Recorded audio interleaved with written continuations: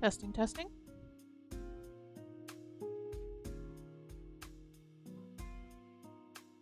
Yay, it works now, kind of.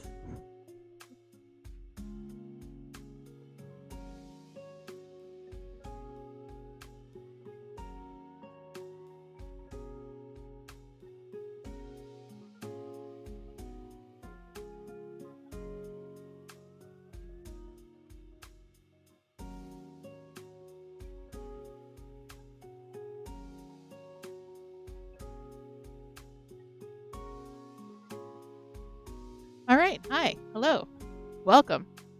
Welcome to Monday Night Crafty Chat. Thank you for your patience. I see you have enjoyed our acronym of the day.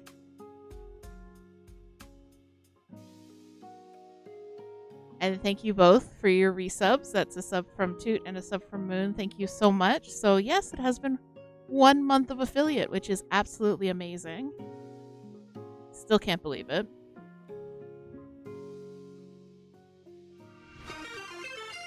And Kiss It Better with the sub as well. 1 month. Thank you so much. Oh, thank you so much. I so appreciate it. Wow, that makes me so happy. 1 month. I got my very first resubs.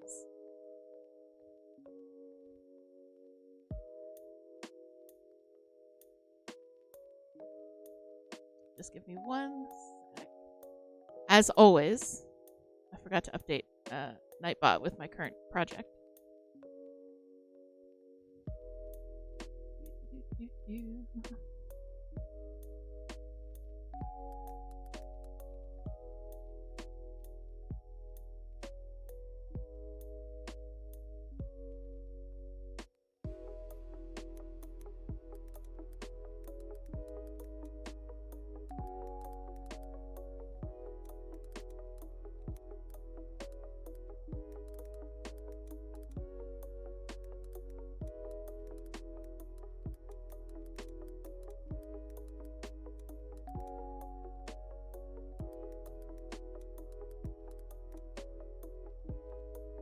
Okay, I'm ready. And yes, thank you Toot for that announcement. We have huge storms rolling through. It got very dark and very scary about half an hour ago, so we had a brief power flicker, but so far so good, and hopefully we will be able to hang out for our normal Monday Crafty Chat. Let's see. All right. Well, pulling everything up here. Trying to get myself back where I was supposed to be. There we go. There we go. All good. You just got the most exciting news? What's that?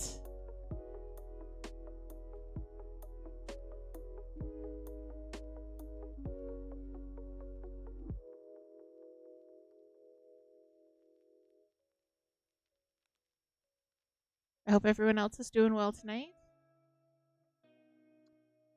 Your teen is getting top surgery? That's amazing! Oh, congrats! Congrats, that's so good. Oh, I'm so happy for you and teen. Please tell them that we're sending all of our love and all of our support, and that is incredible news. 2 to 3 weeks for the initial appointment, then 2-ish months for surgery. That is not long at all. That's great. Oh. Hyper focus on research mode to be the best trans mom ever. Yeah, it sounds about right. But honestly, that's the best thing to do.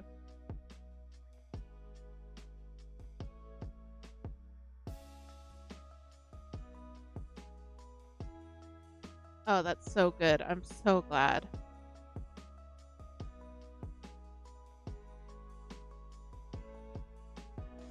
It's fully covered in BC? That's fantastic. Oh, that's great news.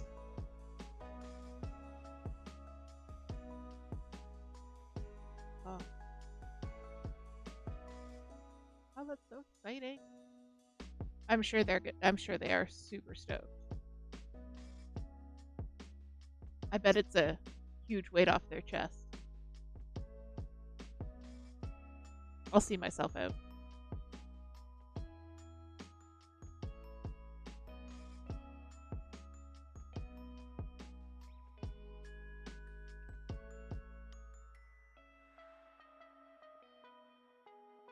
Thank you for bearing with me on that one.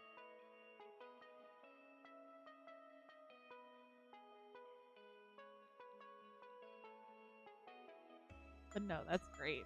That's great. Ah.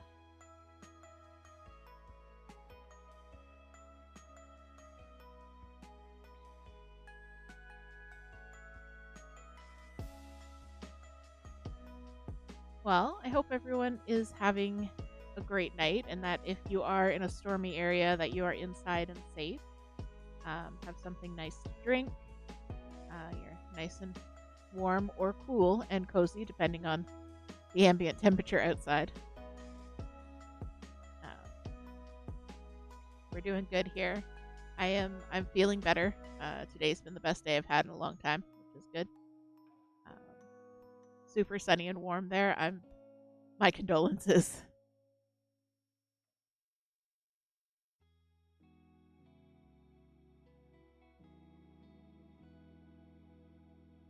I went outside on Saturday and it was very warm, but it was a nice warm. It wasn't a slap you in the face warm.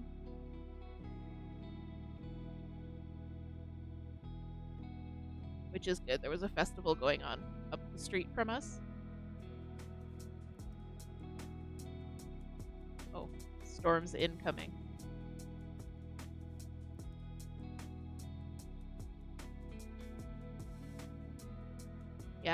Yeah, a nice warm is good on the old bones. I was watching, actually, to circle it back around to craftiness.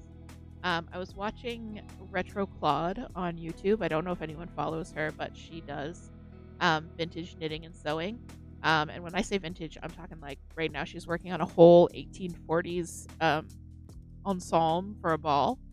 And one of the things that they had in the 1840s that were commonly knit were like garments for health, basically, was the movement. So she's made these because she suffers from fibromyalgia as well, and joint pain and that kind of thing. And so there are these Victorian garments that I can't remember exactly what they're called. They're called like knee pockets or something like that. But they go around your knees and they're meant to help with joint pain. So she actually knit a pair of those faithful reproductions to the Victorian era. And she said that they actually did quite help, because what they did was they kept the joints very warm, basically. It's basically like a little tiny sweater just for your knee. So it kept the joints very warm, and it slightly immobilized them because it was knit so tightly. So she's going to be wearing those in her 1840s ensemble. But I thought that was interesting.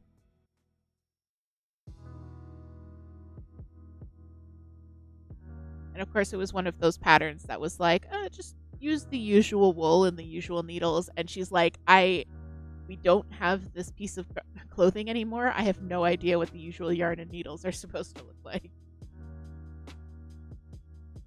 Because, like, for socks, you know how thin socks are supposed to be, generally. So you're like, okay, I need a thin yarn. But they look quite good. She said that they work quite like a pair of leg warmers would for dancers, just to keep you kind of loose and limber. So that was really interesting. She just posted either yesterday or today a big update.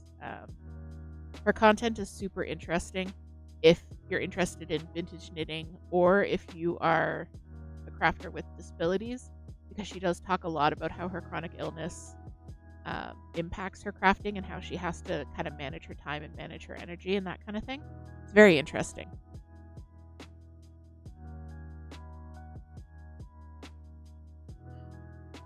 You have a salve you use that can warm the joints. Yeah, keeping the joints warm, even if the rest of us does not like warm can often really help.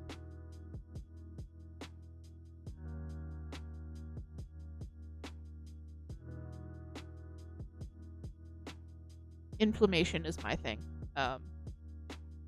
That I have to keep under control.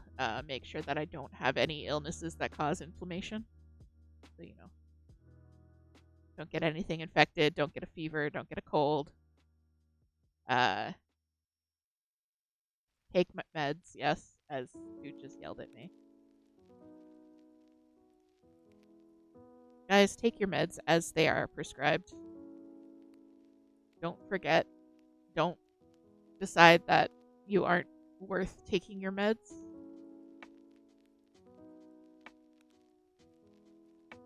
Don't think, well, they don't seem to be working, so what's the point? Just take them.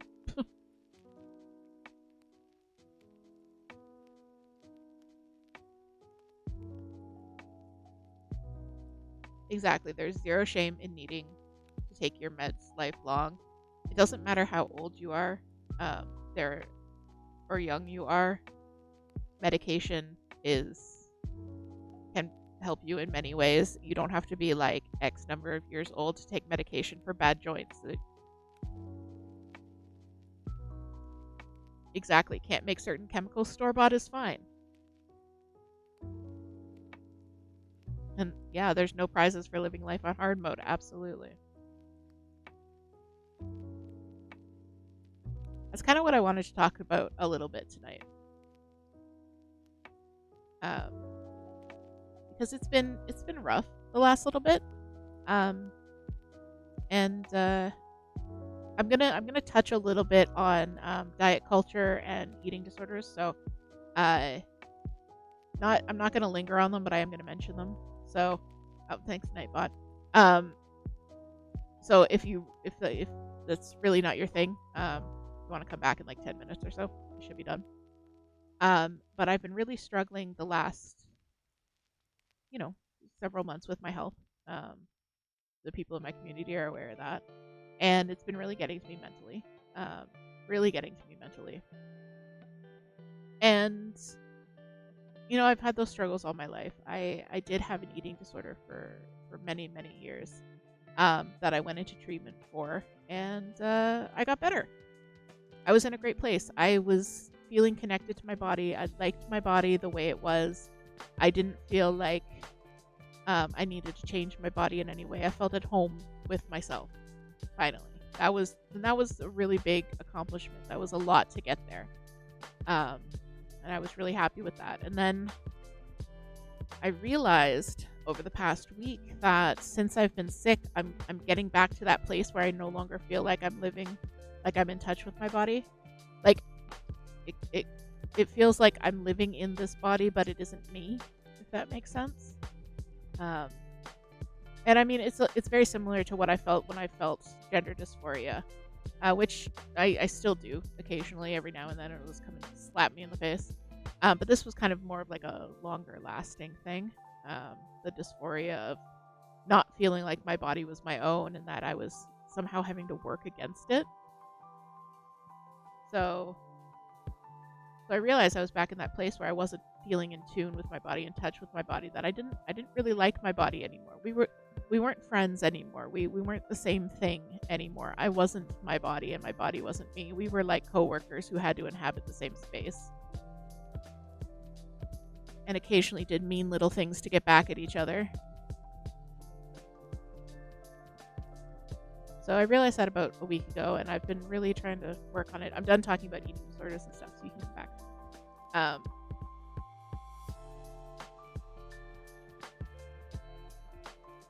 So I've been really working on that for the last week or so, and just kind of looking at myself and trying to make friends with my body again. So one of the things I'm doing is knitting. And that's why I called this stream Knitting is Self-Care. Yeah, it's a hard place to be, and it's a hard place to get out of once you're there. And it was hard for me to even recognize that I was there, because I didn't want to be. I had gotten out of it. I was doing good, and then I wasn't anymore, and I had stopped checking in with myself to make sure I was still good. So I made myself my very first sweater last year. My very first sweater. I've been knitting for at least 16 years. I made myself my very first sweater last year. And then I made myself a couple more sweaters because my body was finally knit worthy. And the concept of knit worthy is something that goes around in crafting circles. Knit worthy or crochet worthy, or it's someone that appreciates the effort put into a knitted gift and reciprocates that energy in your life. So my body was knit worthy. It was great. And then my body wasn't. And I'm like, you know what? My body is still knit worthy.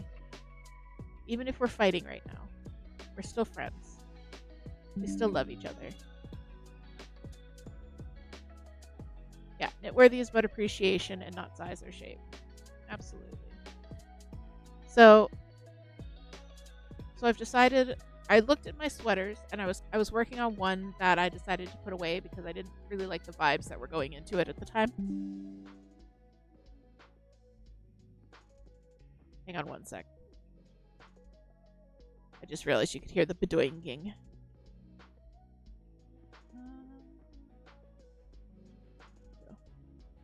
Okay. Hopefully you do have, there's no more bedoinging.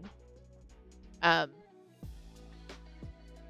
didn't like the vibes that were going on in that sweater. So I've been kind of going through my whips.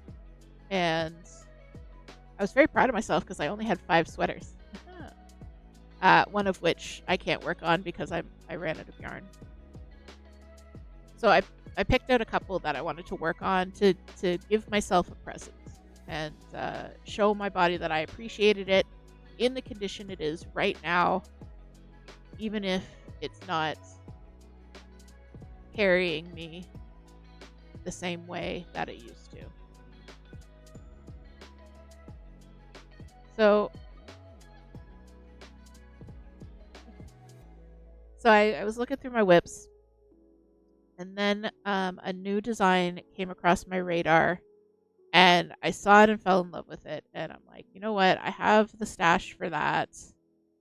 I'm gonna make that. I know it's a new whip. I know I am horrific about having way too many whips. But this one I can start off with the right vibes and put all the vibes into it. In that way, sometimes knitted items can be a spell. You're stitching intention into it. You're using specially chosen materials, and you're focusing your energy into it, and with every stitch you're binding the spell. So this sweater that I'm working on right now, this is my new sweater. It's called the Zipporah sweater. It's by the Crafty MD, who is a small designer that I only recently became aware of. But they do many excellent plus size patterns. And so this one is actually graded up to my size. In fact, it's graded above my size, which is very rare. So it's a round yoke with a really deep collar detail, and then kind of not puff sleeves, but a little bit bell sleeves, which is my favorite sleeve shape on myself, I'm realizing. And then it's got decorative baubles. So let me see. I actually have a picture of it. So let me see if I can pull that up. It's not the best picture.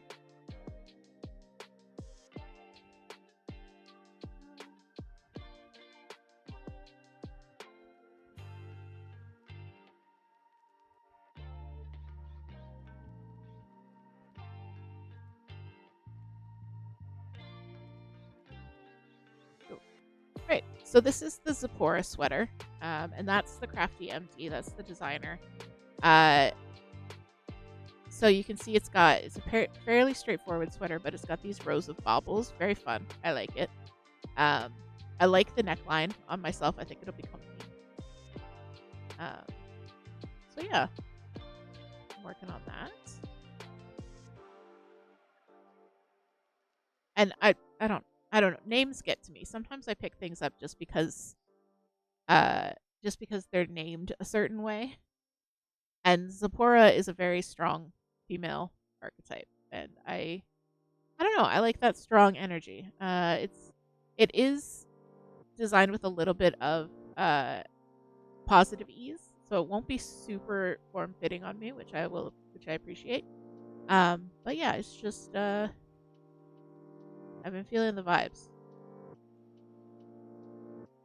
Names do have power, yeah, absolutely. Oh, you're working on the Crodigan? Amazing. The Crodigan is let me see if I can find it because it's very cool. It's a cardigan, a colorwork cardigan that has a giant crow skull on the back of it.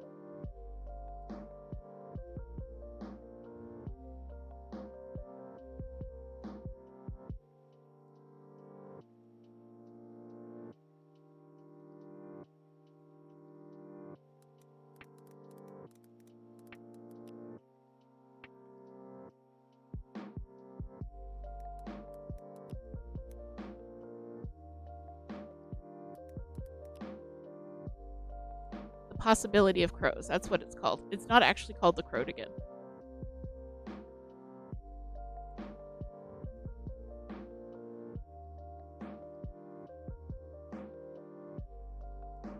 You need to figure out how to print the chart on larger paper. Yeah. Yeah. I think I spoke about this in the last Crafty Chat stream, but they can print it on their architectural paper printer, which will go huge. So there's the Sephora sweater again, and then the Crodigan is this one. It's called the Possibility of Crows is the name of the pattern. It's a very cool pattern. I've considered it many times, but it's intarsia, which I've never actually done. Well, it looks like I might have to do it. Who comes sliding in like, ooh, yes, please. Oh, I didn't even know there was a kit. Danger. Although if I was making it for a toot, I'd probably do it out of acrylic because wool is a no. Okay, I'll have to check that out. But yeah, it would be a new technique for me. It's intarsia colorwork instead of stranded colorwork. But yeah, it's very cool. But yeah, everybody calls it the Crodigan. It's a very popular pattern. So let me do this. Stranded colorwork is you're working with two colors at once. It's usually in the round, but you can do it flat as well. And you're carrying so you would be carrying one color along the back of your work when you weren't working with it. You've probably seen it before. It's all the color work that I do has been stranded. Whereas in Tarja, actually, let me pull this picture back up and see if I can demonstrate on the picture. Okay. So if I was doing stranded color work, you don't really want to have more than 5 to 7 stitches between stitches of a different color. Whereas you can see that this only has color work on the back. So what would happen is they would have a ball of black yarn, just a ball of black yarn. They would knit around to from the collar around to this first white, pick up a ball of white, twist the two together, knit across the white, pick up a second ball of black, twist them together, knit across the black. So basically you have one ball of yarn for each chunk of color. And then you can go back and so you'd have one ball for the first half of the sweater, one ball of black for the first half of the sweater, one ball of white probably, and one ball of black for the middle of the sweater, and then another ball of black to go to the end. And then you go to the end and then you come back with just the black and then you pick up and twist it with the white again. I don't know if I did a great job of explaining that, but basically in stranded you have one ball of each color for the whole thing, no matter how many times you change color. And in Intarsia, you have one ball for every time you change colors. and it can get to be a bit of a rat's nest on the back. There's one YouTuber that I follow, and he's doing an Intarsia. He's doing an Intarsia Argyle sweater for his husband, and the back, it's a horror show. Like, it looks like a Muppet back there. It's awful. Oh, you just did it stranded and you carried the floats across the front? Yeah, I guess you could do that too. I mean, I would worry about carrying the floats that far, even with twisting the stitches around. But I believe it's meant to be done in Tarja.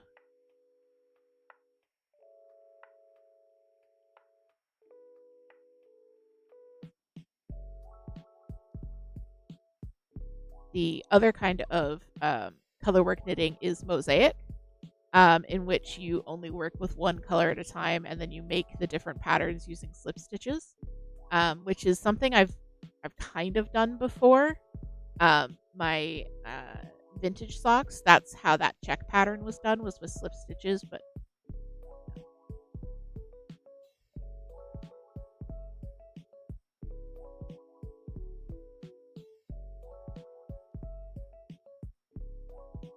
maybe.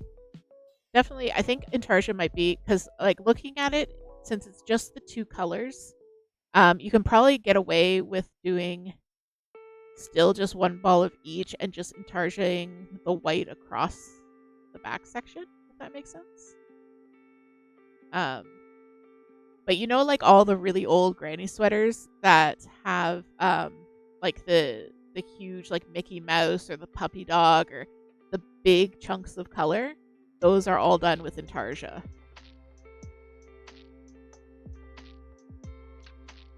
Whereas things with small bits of color, like the snowflake patterns and that kind of thing, those are usually done with stranded.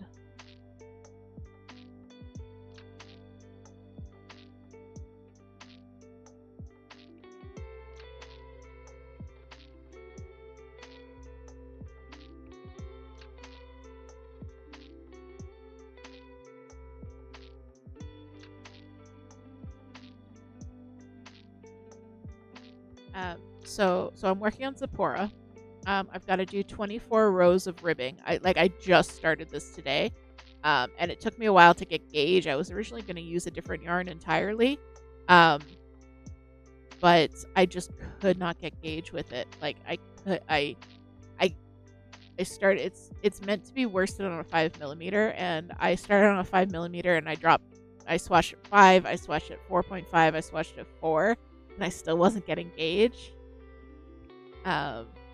And if I dropped it any further, I could probably get the gauge I needed, but it would be like the fabric would stand up on its own, and that wasn't what I wanted, so I decided to switch it out for this.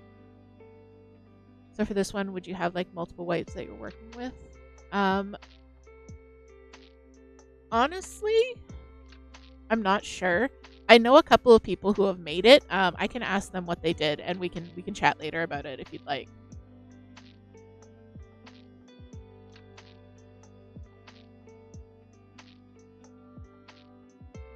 Okay, all right. I'll reach out to my friends.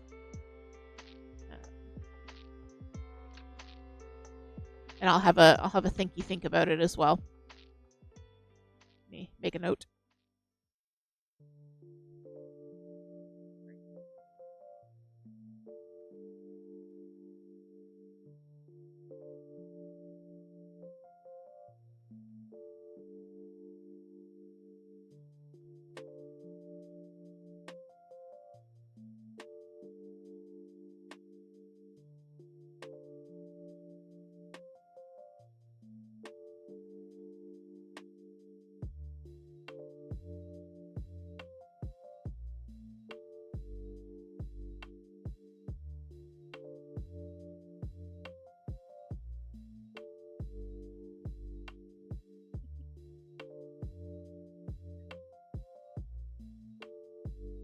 Aw, thank you guys. But yeah, that's what I want Monday Night Crafty Chat to be. Crafters helping crafters. Because like I said, I say this all the time, is sometimes you just need someone to show you something, and then if you don't get it, to show you again but in a slightly different way. And you can't ask a YouTube video to do that. I mean, YouTube videos are fantastic if you need to figure out a very specific um, technique, but even then, you might not be able to get it. So I'm so glad you like these Monday night chats. Speaking of chatting, why are my hello, hello, are the captions working? Hello, hello. No captions.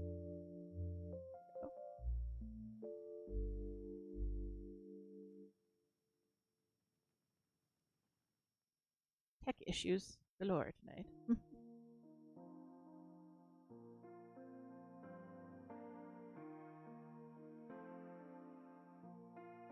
But yeah, I find that there are some things that I'm very knowledgeable about, and then some things I have never done or I've only done once. So like I know what they are, but I couldn't necessarily teach someone else because I'd have to move my hands around and figure it out. Kind of cracked me up though. Someone reached out to me in a DM and was like, I have a question and I haven't been able to figure out how to Google it. And then they asked, and I was like, okay, well, I might know the answer, so you can try. They sent me the question, and I knew exactly the right answer and exactly what terms they needed to Google for more information. And I cracked myself up because I'm like, oh no, I really am the village elder witch now.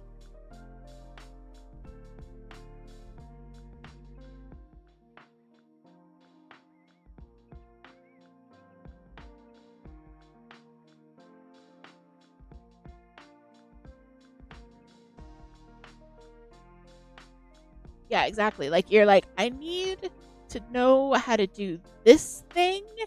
And then as soon as you know the right term, then you can find the resources on how to do it. What they were looking for is they had a yarn that they weren't sure what it was, and they needed to look up chainette yarns.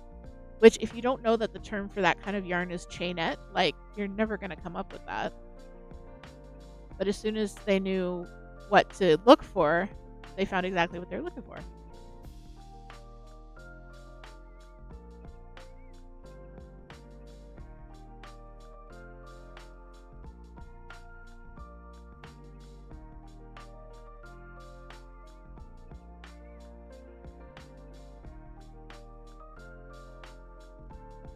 Yeah, it's an uncommon structure for yarn. So when people are presented with it, they're like, it's like a tube, but it's not. I got you.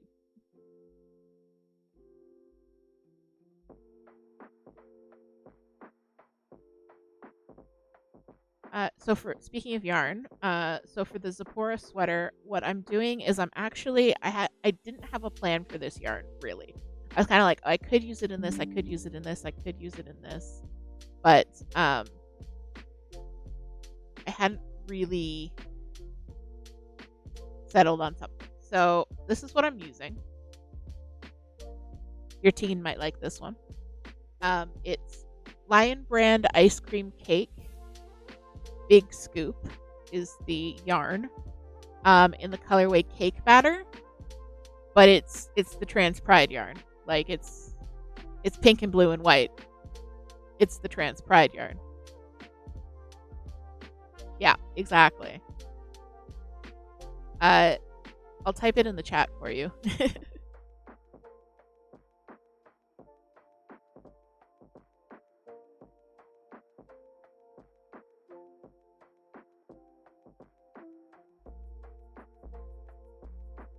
So it's Lion Brand Ice Cream Big Scoop is the yarn. And it comes in a put up of, I don't have the band, but it's massive. It's like a heavy DK light worsted weight, and the ball is, I think, 600 grams. So you get a ton of yardage for not a lot of money. It's 100% acrylic. But and I've used it for other projects, and Toots used it for other projects. We basically stocked up on this at one point, and we still have a ton left. I mean, I just wound up one of the giant balls, and I wound up with 3 cakes this size. And I still have another ball and a half, I think. So I might be making more than one sweater. But for the baubles, so there are 3 rows of baubles on the yoke, and then there's a row of baubles around each sleeve and one around the bottom. So I was kind of playing around because I wasn't sure what I wanted to do. I was like, okay, I could do like a black or a dark color, but I didn't really want to do that. So I went into my stash of similarly weighted yarns, i.e. Hobby Amigo. I pulled out, so this is the darkest that my main color ever gets. So I'm hoping that the bauble rows fall on like a white row or a lighter row, but even if they don't, these will still stand out pretty well. So I've got, there we go. So I've got like a pink, a blue, and then another pink. And I think I really like that for the baubles. It goes with the color scheme, but they still stand out. I mean, like the pink on the blue really stands out, but even the pink on the pink isn't so bad, and the blue on the blue isn't so bad. And I think what I'm going to do is, for the first row of baubles, I'm going to do either pink or blue, depending on what the background color is. For the middle row of baubles, I'm going to alternate them like this. And then for the last row of baubles, I'm going to do whatever I didn't do the first time around. So at least one of the rows will stand out really well. Hopefully both of them will, but I don't know if I can manipulate the yarn that much. Yeah. Over 1,000 yards in a skein. And the skeins are like $12 at Michael's. Yeah. It's a great yarn. It's honestly one of my favorites. So yeah, so that's what I'm going to do for the baubles. Oh no. I know that Lion Brand, that the ice cream scoop, it went away for a while and then it came back. I don't know if Cake Batter made it back, or it might be in the States only, because they did a big rebrand a few years ago.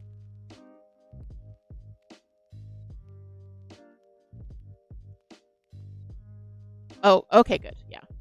And Lion Brand isn't so bad for the shipping, I don't think. I got a kit from Lion Brand once. Yeah, Toot has made so much with Big Scoop. It's a great yarn.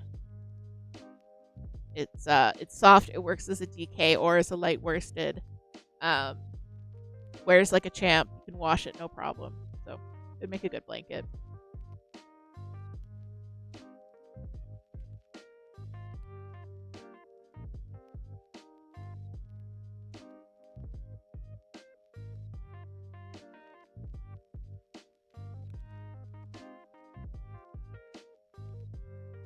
Of course, it's 24 rows of 1x1 rib to start off, so I'm like, okay, fine, I guess we're doing this.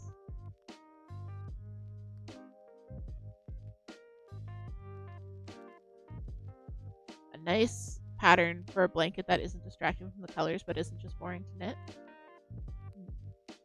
Trying to think of one that'll work, because this is, it is self-striping in that it's stripes, but it doesn't do like, it doesn't do firmly marked stripes. They're kind of fuzzy stripes. I did add for a blanket, but Shell said that they were going to do a blanket. So, Pearl Soho Arbor. I haven't seen that one.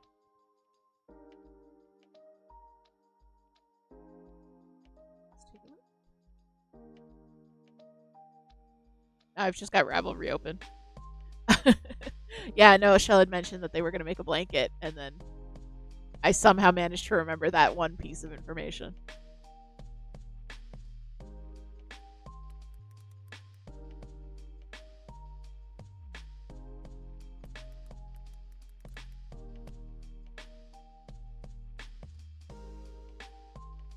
like that one. That's got a nice bit of texture to it. Let's see if I can bring it up and show the class.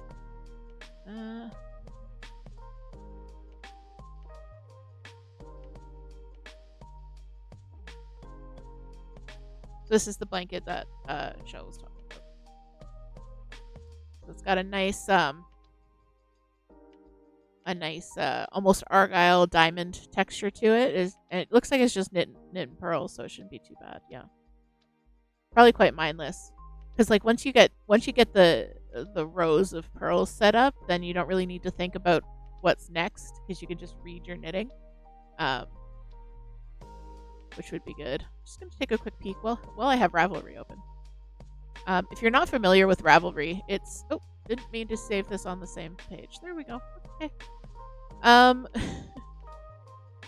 If you're not familiar with Ravelry, it's a website for knit and crochet, and machine knitting and weaving. I believe is one of their official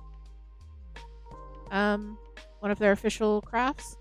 But it's a giant database of patterns, and then there's a forums as well, and a private notebook where you can keep track of your own stash, projects, queue, favorites, that kind of thing. It's very handy, but it isn't super usable for some people because of the color scheme. So some people just choose not to use it. Yeah, I don't really have anything else that would work for that. I've got most of the stuff that I have favorited for blankets is modular. I don't do big blankets.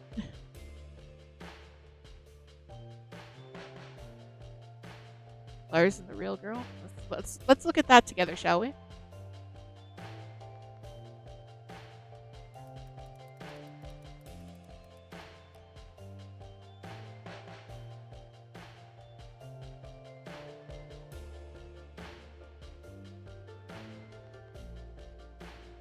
Alright, here's another one. It looks good. Feather and fan. I love a good feather and fan. It is a hilarious name for a blanket for a top surgery person. That's pretty good. The official Eat blanket. No, I really like that one with the. It's not like a really big feather and fan, but it's nice.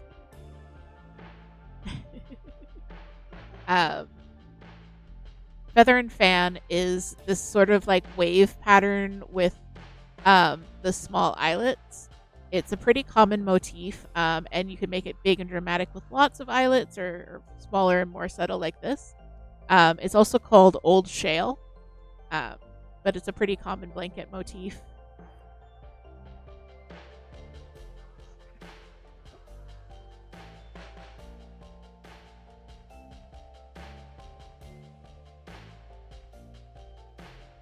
I haven't hydrated in a while.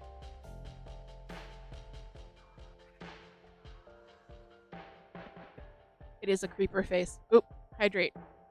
I just put down my drink. Okay, I'm going to hydrate again. I'm hydrating from the other side this time.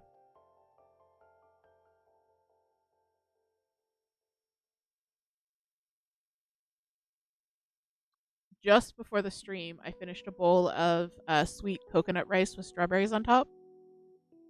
So I wasn't quite up for a cup of tea because it felt like sweet on sweet. So I'm just having my regular Diet Pepsi and a Gatorade.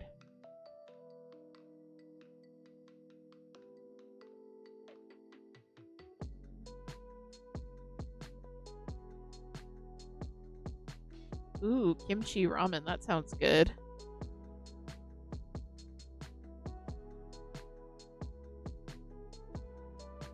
I made, for after the stream, we have onigiri.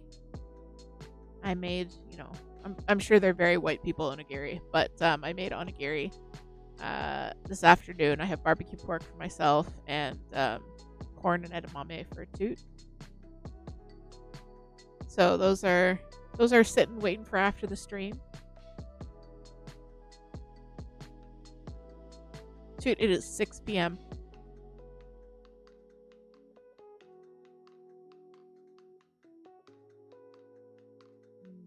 Latte. 3 p.m. is an acceptable time for a latte.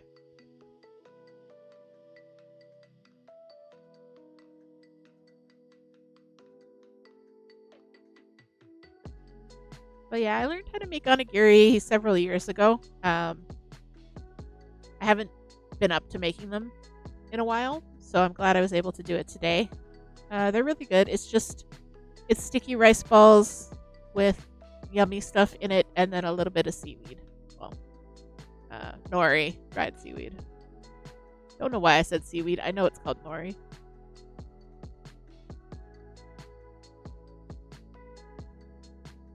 Yeah, the onigiri molds are fun to use. We had one that was like a panda, and then you use a little cookie cutter on the nori to make. No, it wasn't a panda. It was a penguin, and you use the cookie cutter on the nori to make the little details of the face and everything.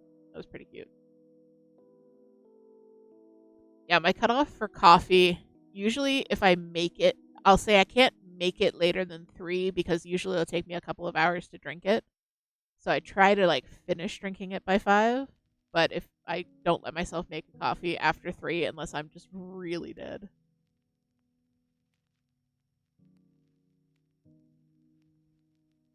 Ghost Onojiji?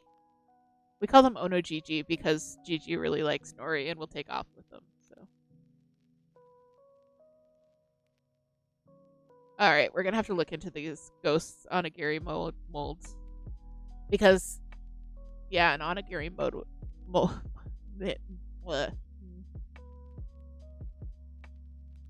Shutting down. Onigiri mold would be very nice because I would definitely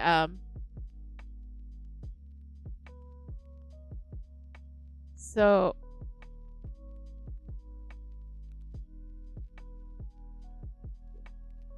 oh, thank you for the link. Sorry about Nightbot there.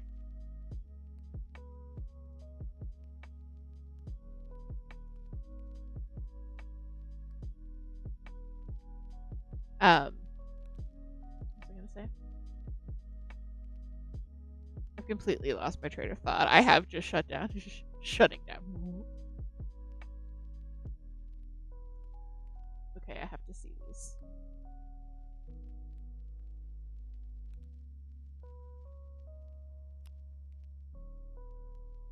Oh, those are so cute.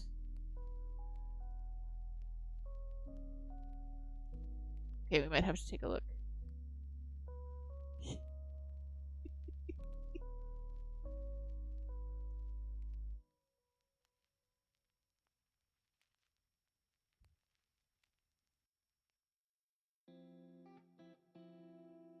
That's super cute.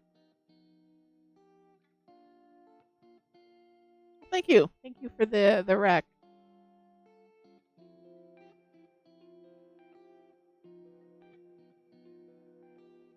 Yes, our onigiri today are shaped like slightly misshapen balls.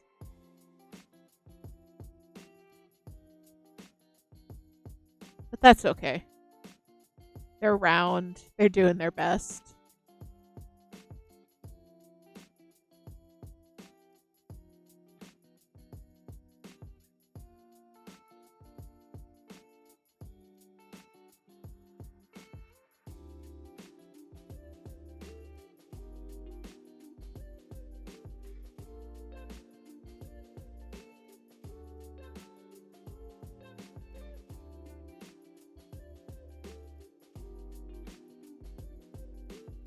Oh my heck. You could use them for like to cut out cheese and stuff too. Ghost cheese. Ghost cheese. I don't know why.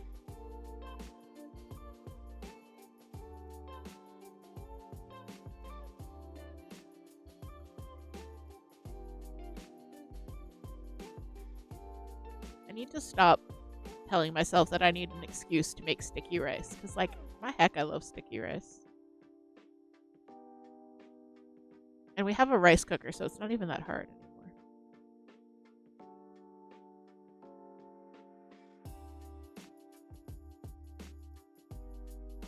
Yeah, exactly.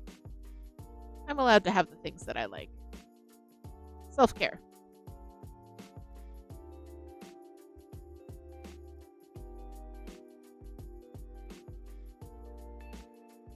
Yeah. So I made a big pot of sticky rice this afternoon, and I divided it in half, and half was just lightly seasoned with salt and made into the onigiri, and then half I used for coconut sticky rice. So I made like a sweetened coconut sauce from coconut milk and sugar, and mixed that in, and then thickened it and poured it over top, and topped it with mango for Toot and strawberries for myself. So one savory and one sweet dish.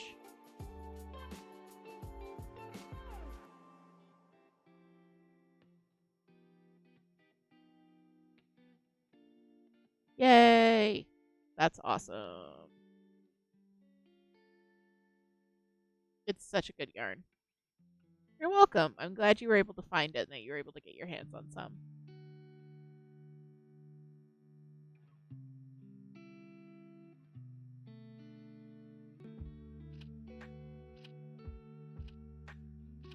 And like, it's the perfect.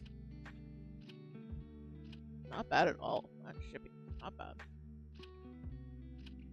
I think when we ordered to them, we were about to go visit our family in the States, and I got it shipped to them, and they were doing like a free shipping promo, which I think is the only reason that I actually ordered directly from them instead of going through Michael's or something like that. But it was a kid. So.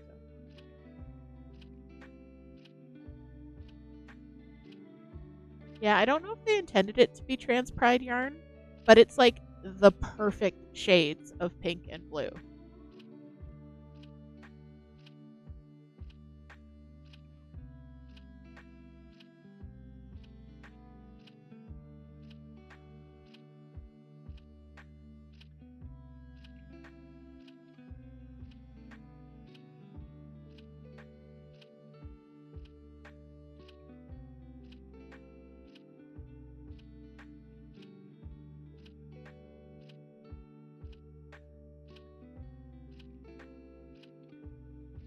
You can see it almost looks like a gradient right now. Like, that looks really pretty.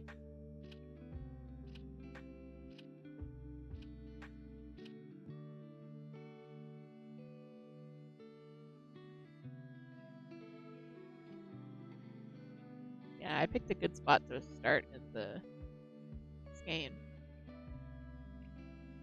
So yeah, I had wound up a sweater's quantity of yarn earlier today, and then did not even think that I wouldn't be able to get gauge with it. Like, just didn't even cross my mind. I was so sure. So I wound it all up to get ready, and then I had to wind all this up too. And by that point, Toot was awake, and I felt bad because our winder is super loud, and every now and then makes crunching noises.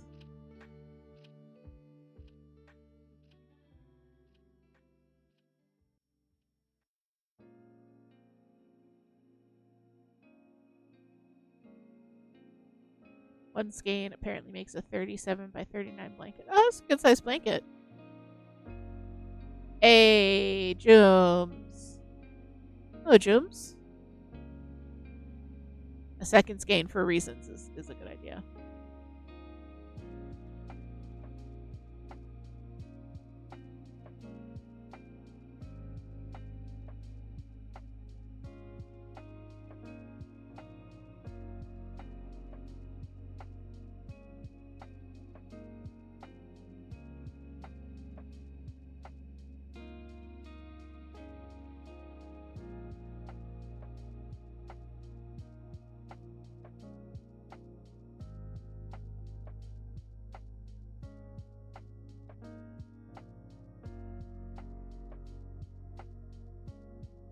So is anyone working on any projects along with me tonight? Jim's still working on that sleeping project from last stream.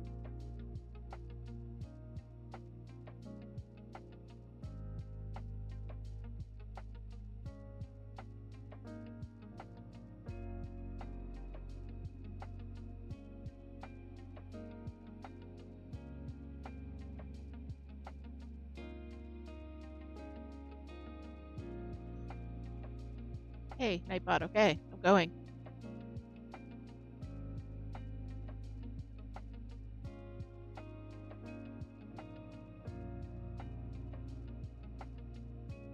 Yes, Toot is cross stitching. I think they shared their latest finish in the server. Yes. Yeah, the How to Survive a Horror Movie. Toot just finished that this afternoon. So cool.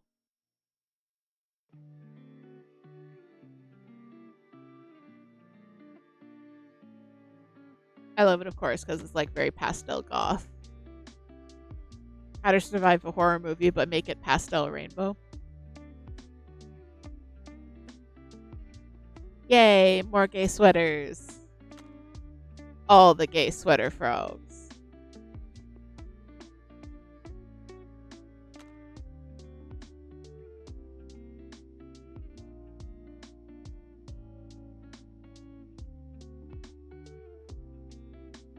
Yes, I decided not to make myself a frog because I was like, I don't want any more whips. And then I decided to start a sweater instead. So, heck me, I guess.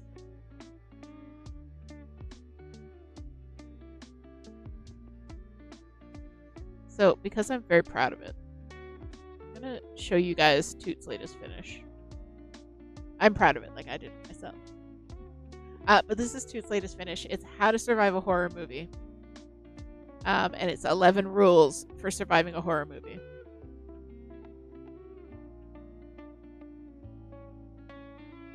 But make it pastel gothy. So the number 1 rule, of course, don't have sex. Number 2, don't party. Number 3, don't trip. Sorry, number 3 is double tap. Yep. Don't go swimming. Don't split up. Don't say I'll be right back unless you're Stu. It doesn't say unless you're Stu, but Stu can say it. Don't run up the stairs. It's always behind you.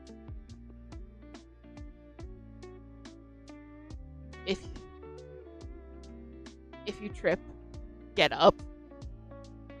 11, don't babysit ever. And of course, sorry, that was number 10. And then of course number 11, turn on the light before you enter a room.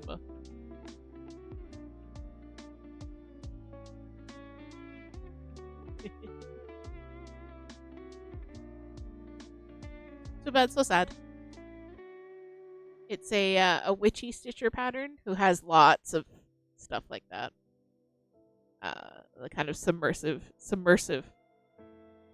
It goes underwater, guys. Subversive. Yeah, we have seen the floods going on out there. My family's all safe.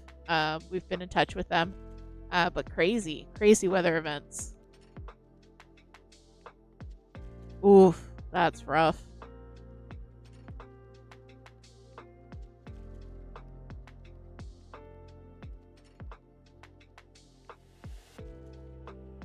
Oh, no worries. I'm from Nova Scotia, so like all of my extended family's out there. My parents are actually out there at the moment. They usually live in Ontario, but they're attending Stanfest and visiting family.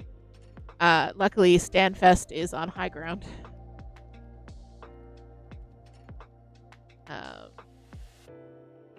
But yeah, everyone I've talked to is doing okay. They managed to avoid any major damage or danger or anything. It's just the storms are kind of nuts.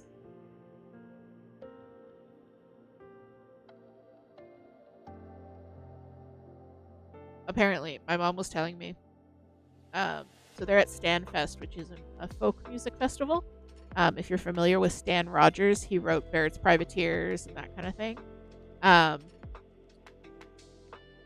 But there's a folk festival in Canso every summer dedicated to Stan Rogers.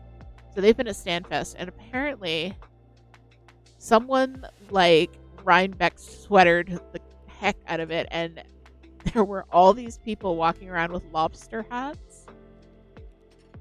Like my mom said knitted, but she sent me a picture. It's crocheted. How I wish I was in Sherbrooke now.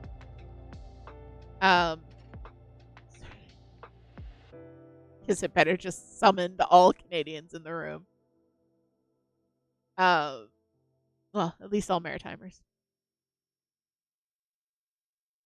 But she sent me a picture. They were crocheted, but they were like crocheted lobster hats, and tons of people had them.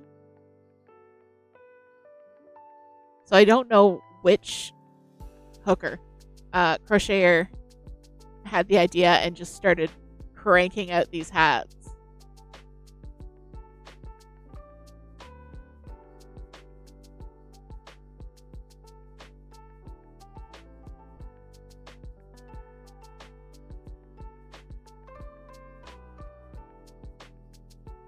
I had a friend in college, and his drunken party trick was that he knew every word to that song. Like, even the words that nobody knows.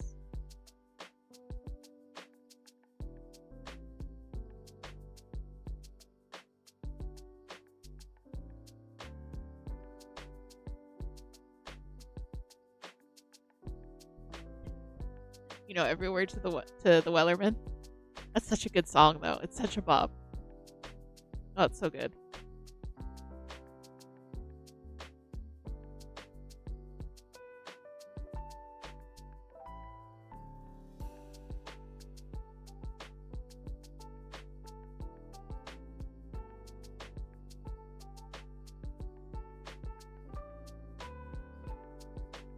Yeah, we have a few sea shanty playlists as well. They're just the beat in them just tickles something in my brain. Definitely. I used to attend a lot of Ren fairs when I was a kid and a teenager too, so. And then of course,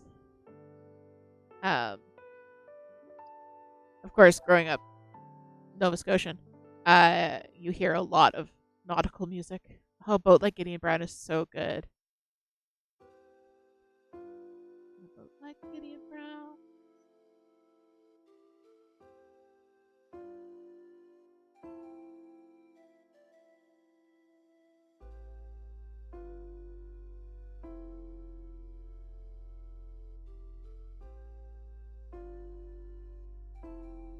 Absolutely.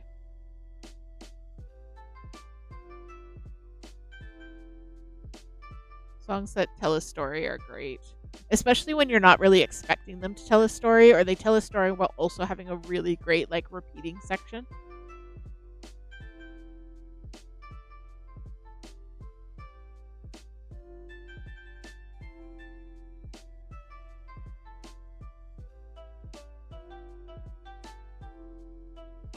I studied a lot about songs and storytelling through song and stuff like that in college. I did a Celtic studies.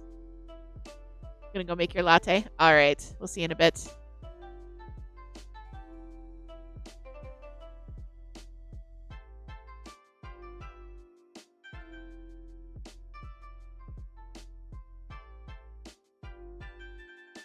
Looks like the storm's actually calmed down outside. We might make it through. It's significantly lighter in here than it was.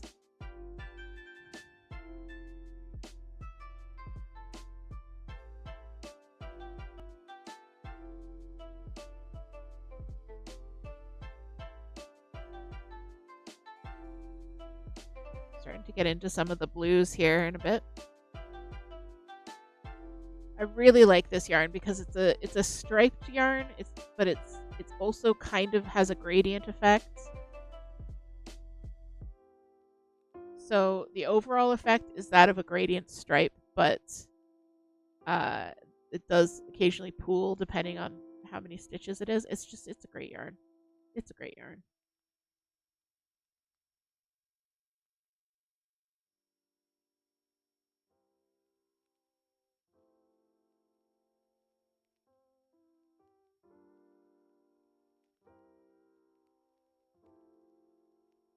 My original choice for this sweater was Karen Big Cakes, which isn't just the Karen Cakes in a bigger format. It's a completely different yarn. The Karen Cakes are 40% wool, 60% acrylic, and the Big Cakes are 100% acrylic, which I didn't realize. I assumed that the big cakes would just be the cakes, but more so.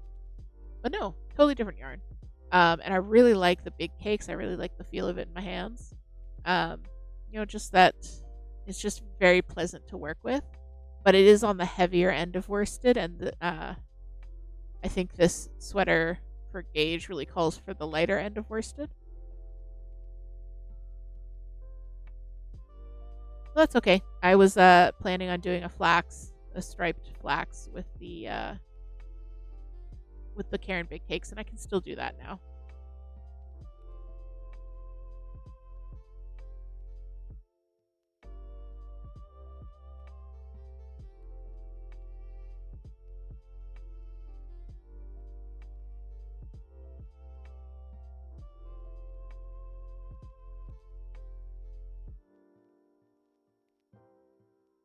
I don't think I realized how long 24 rows of ribbing would take me, but that's okay.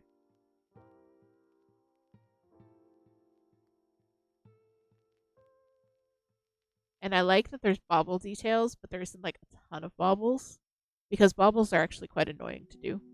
But there's only 4 rows of them in the sweater, and then 2 rows on each, and then a row on each sleeve. So that's really not bad at all.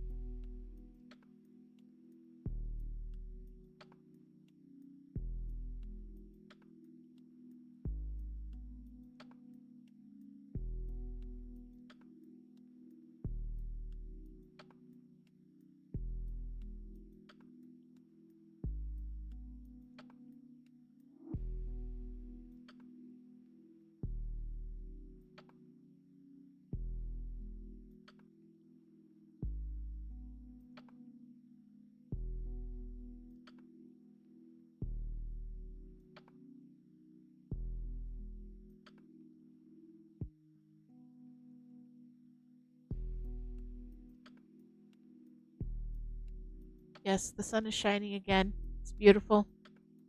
It's like the end of Rockadoodle out there.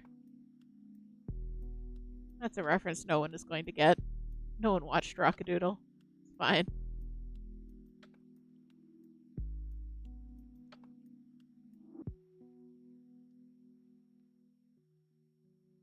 It was a animated movie from the 90s. It wasn't Disney. It wasn't Warner Bros. It was Don Bluth. Um, and it's same people that made Anastasia, I believe. Uh, it was so good. It was about a rooster who lost his confidence in bringing up the sun, so he decided to become a rock star and move to the big city and became Elvis. It had really good music, okay? And yeah, it was really good. Check it out if you Rockadoodle.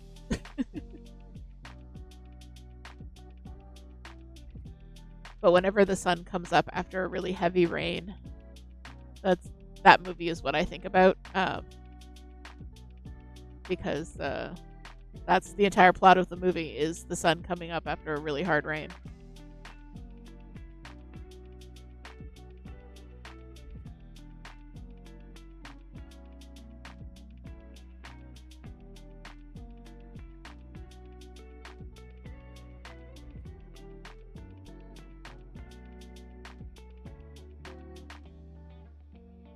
So we'll see if I need more yarn that I have. So I have 3 cakes this size wound up. I'm hoping that'll be enough because I don't really want to wind up more, but I have more if I need it. And then we'll see what we'll do with the remaining cake, the remaining ball. It's good yarn. I love it. It would be great for baby stuff because it's machine washable. You can just throw it in and forget it. Which I'm sure is what they meant cake batter to be for. But it's ours now. You can't have it back. It's like, blah. Cake batter is a trans icon now.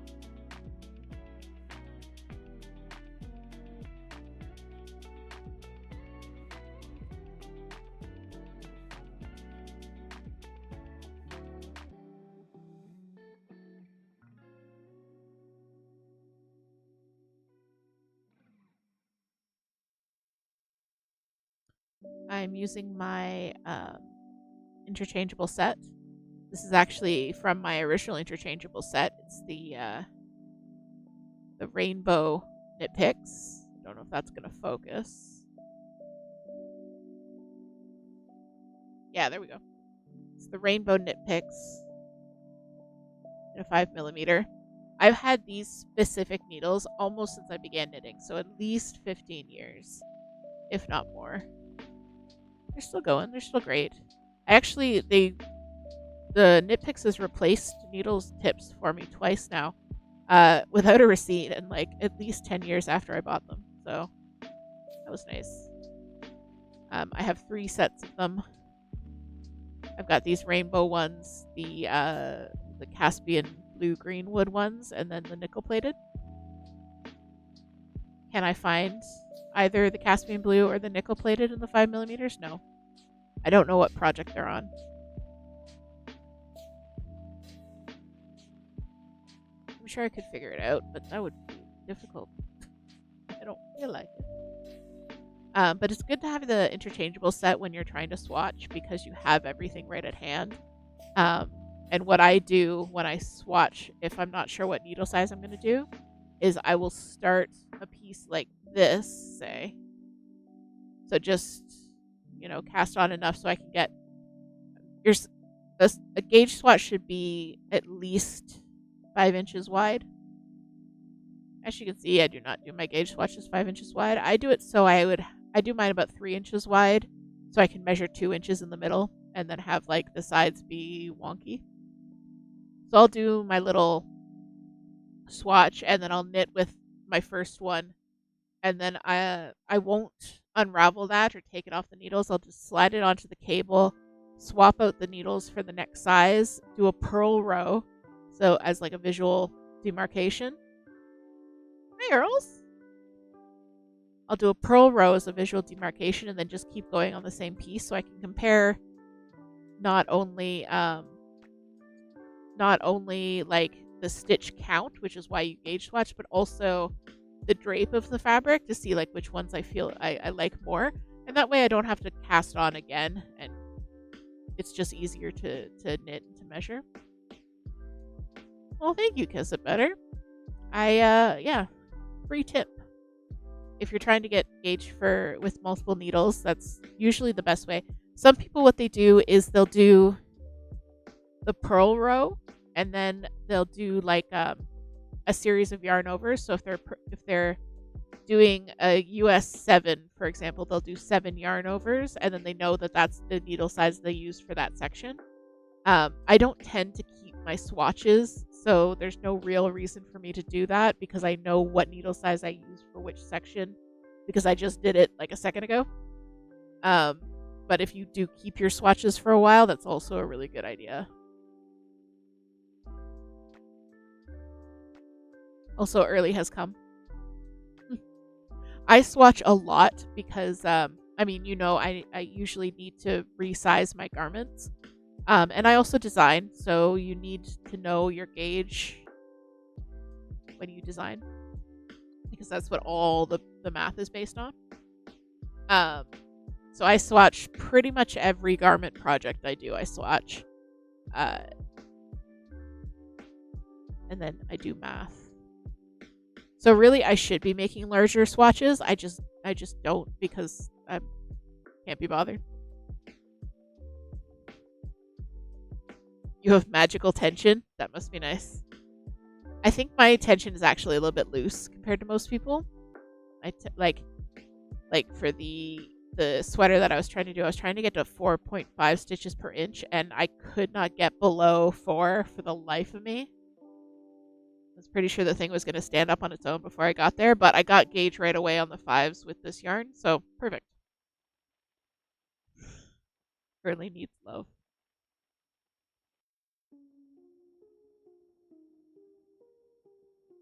Yeah, I don't tend to make fitted things for myself.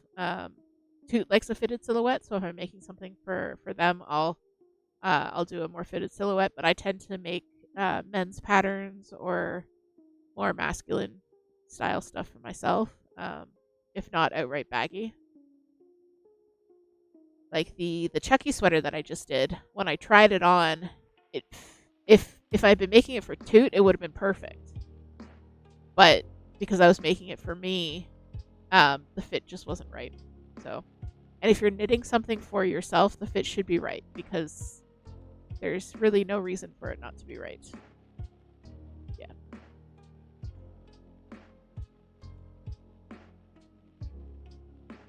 I think now, if I am going to pay for a pattern, I'm not going to pay for something that isn't graded up to my size. I think that there are enough options graded to a 60-inch chest.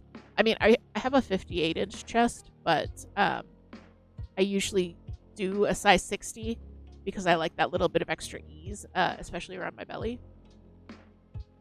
It's good to know not only your own measurements, but how you like things fitted. For example, like I know my upper arm measurement, but I also know that the armhole circumference that I like is larger than that. So I know, like I'd rather do a few inches of ease here, that kind of thing. Yeah, exactly. As much as I love a pattern, why would I give the money to someone who doesn't think that it's worth their time to make it fit someone like me? Don't love the scissors early. Do not love the scissors. No scissors, love. There we go. Yeah. Okay. We have entered the loving early portion of the stream.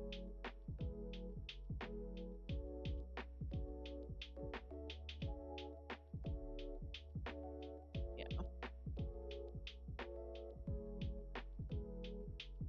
Yeah, and knowing how to fit things correctly is its own skill in and of itself. And it's one that you really have to learn and work on learning as well. And I find some people just have magical bodies that tend to fit stuff, which I do not. So I need to make sure it's going to fit me. Okay. I also like vintage patterns and vintage designs, which 100% was not designed for people with my size. Why am I still getting badonks? Hush, badonks, hush.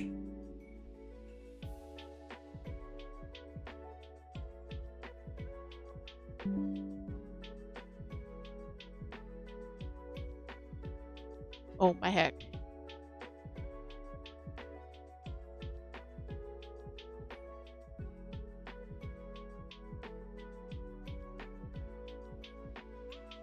we go. Okay. I think I fixed it. Yeah, like vintage patterns, and I've talked about this before, it kind of does have an effect because it wasn't that there weren't larger people then or that the designers weren't designing for them. It was that there's just this expectation that everyone knew how to adjust patterns for their own sizes. So they only had to do a few sizes because everyone just knew how to make them work for the bodies that they were knitting for. And that expectation has changed, but a lot of people have kept the sizing standards the same. So you still see designers designing for 3 or 4 of the mid sizes and nothing on the small end and nothing on the large end. Yeah, the arms on everything I make have to be adjusted because they do have huggy wuggy arms. It's not fair. Toot and I are the same height. I might even be like slightly taller, but their arms are longer than mine, so they can put stuff on the top shelf that I can't get. It's not fair. Sorry, Early just slammed the mic into my face.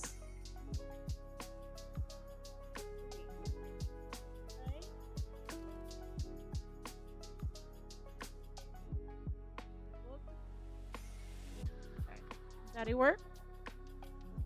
4'11" with the top shelf.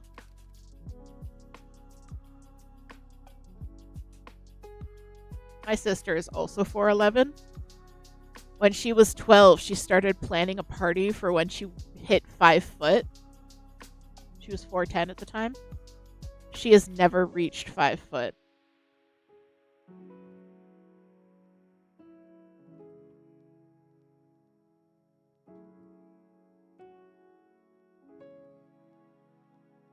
I'm not that much taller. I'm 5'5.5".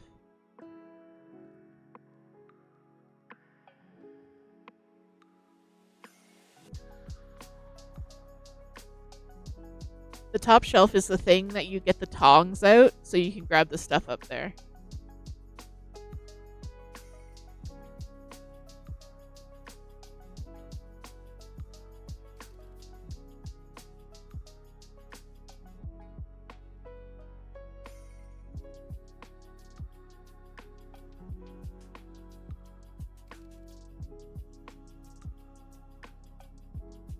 Pocket moon.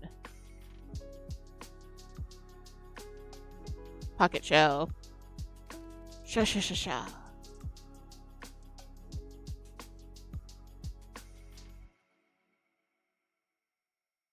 Oh wow, that is a short inseam. But yeah, my arms tend to be standard length.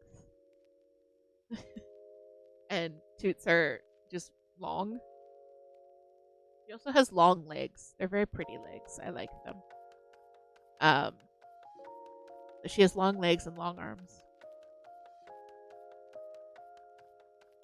But like that's the thing, when it comes to knitted garments, it's good to know how you like things to fit and your body measurements and then combine those two things. Like I could whip off a tight V-neck pullover for Toot off the top of my head if you give me a gauge, because I know how she likes it fitted. And for myself, I'm still kind of learning how I like things fitted and what constructions I like.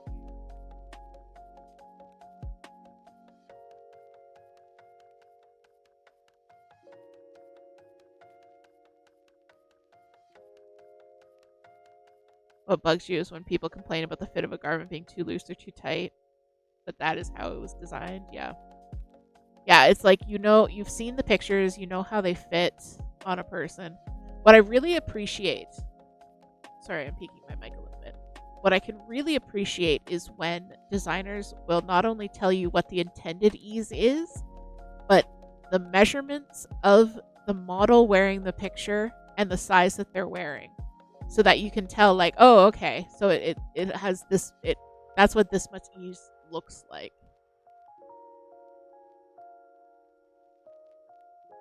Yeah, all test photos should definitely include that. I've included them, I think, on all of mine, which is easy because it's always modeled on Toot, and Toot always wears a large in my patterns.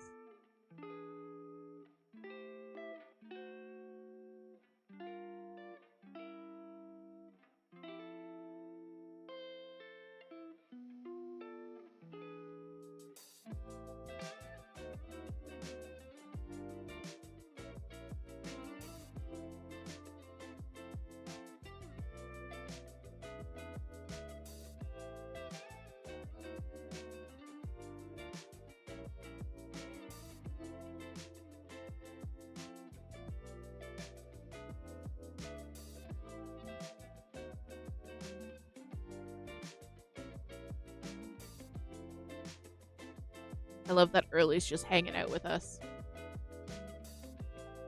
Well, you did make it back in time, Shell. We're going to do our treat eat. So this is the time for you to grab your snack, grab your drink, grab your tortoise.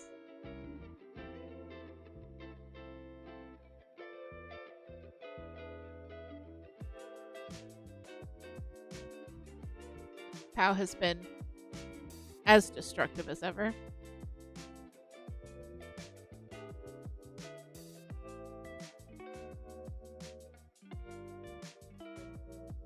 Tonight's treat is some mango, some strawberries, and some cherries.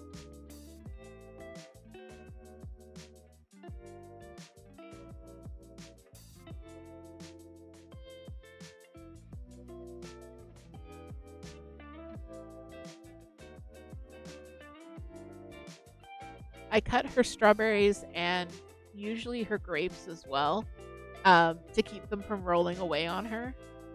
She'll smack stuff out of the way anyways, but I usually try and cut round things in half. Oh, someone smells the mango.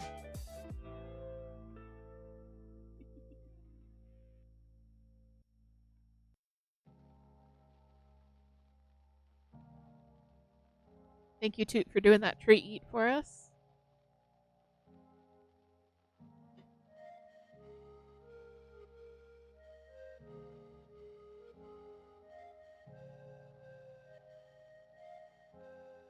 How's the canned mango, Pow? We got some canned mango to go with the coconut rice, so I saved one of the slices for Pow. See how she likes it. Fresh is always better for tortoises, but dried and canned is okay, especially the stuff since it was packed in water, so there's nothing added to it. It's just mango packed in water. Seems to be acceptable.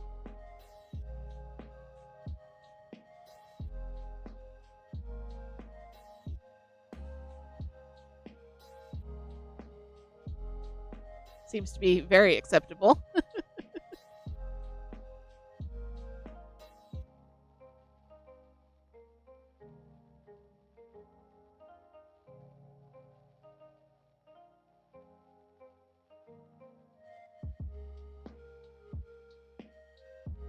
And she can burrow into that piece of mango there. Really, do you want a treat too? Can I do this without alerting the others?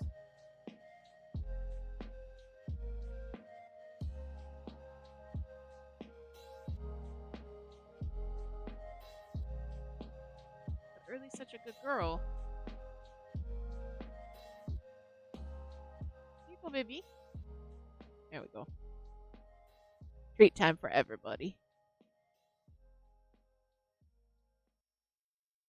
There you go, Earls.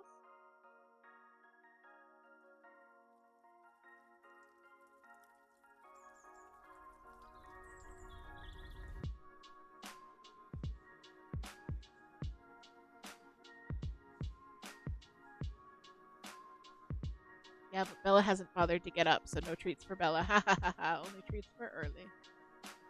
Early, it's still there. You have to eat it. I'll feed it to Binks if you don't. Treats all around. We've got our onigiri for after the stream and some coconut rice with mango for Toot. And I might have an ice cream sundae as well. Sam day.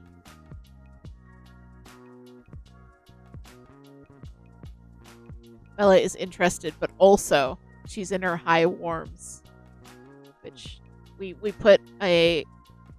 have a bookcase, and on top of the bookcase we put a warming pad, and on top of the warming pad we put a soft cat bed. So that is where Bella pretty much lives.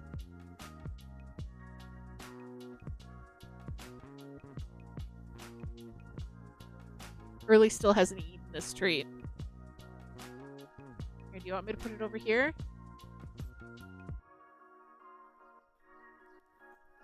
Did you not want to eat from the circle of trans?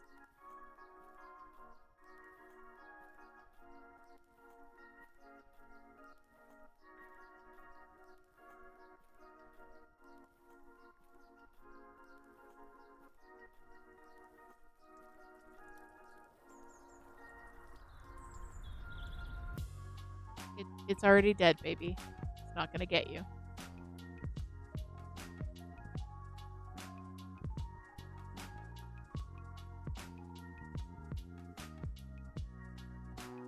Oh well.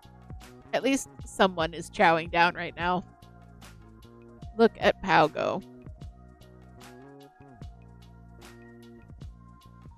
That mango, that was a huge slice of mango too. That is disappearing in very short order. It's kind of like James and the Giant Peach. If we put a tort in the middle of a giant mango.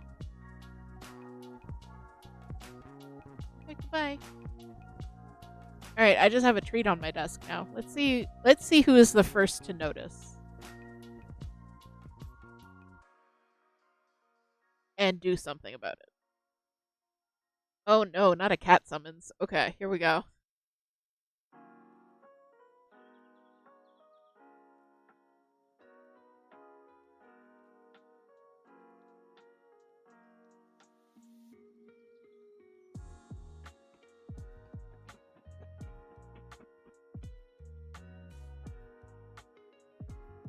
You have to come to my desk, guys.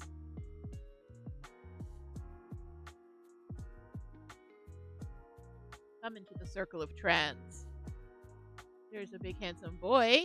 He was the first. He is also the chunkiest and taking up all of the room. Here, Binks. Over here.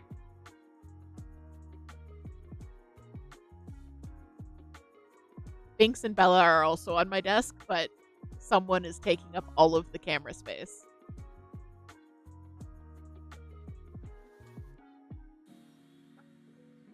Are you gonna let your sister have any, Gigi?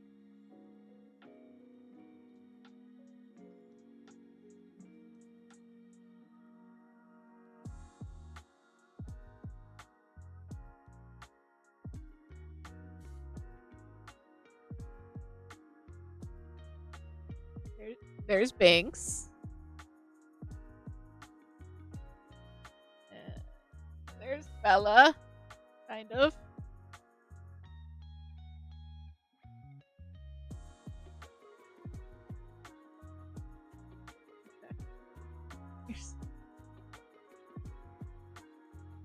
Now it's just Big Handsome Man TV.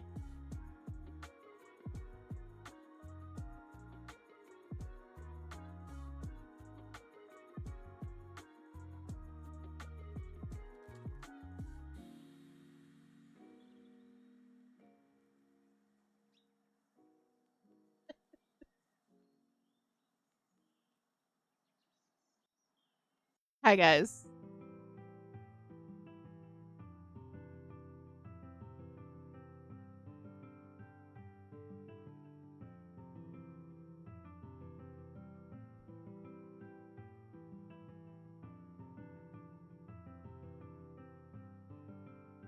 Enjoy the carnage that is currently going on my desk.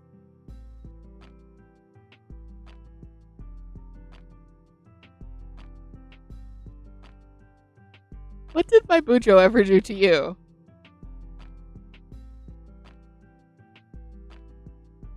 Gigi.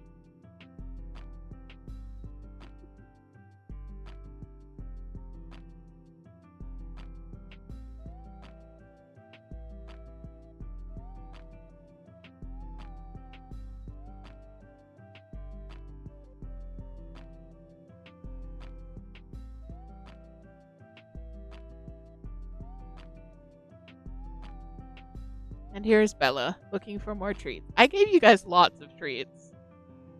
There's no more over there, Bella.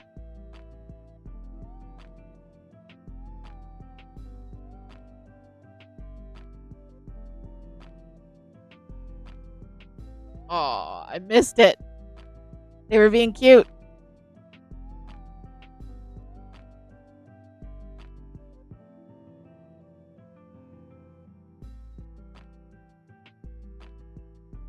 Looks like the cherries and the mango both disappeared, as well as all of the treats.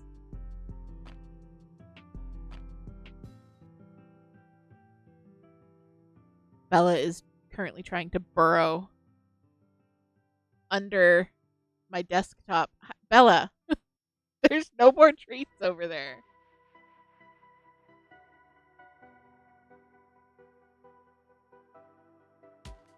Well, I hope you guys enjoyed your treat eat and your cat summons of chaos.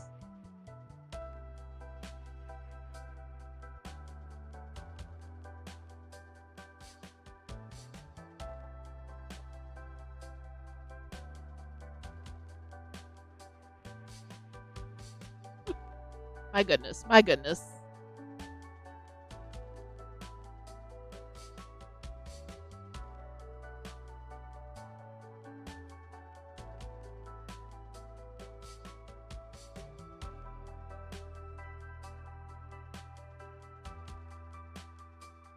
You would think we don't feed Bella. Like, she has kibble available to her 24/7. Water available 24/7. She gets kitten wet food twice a day. And yet, if there are treats in the having, she is just a little mooch scavenger. A poor pathetic kitter who has never known joy. Never ever.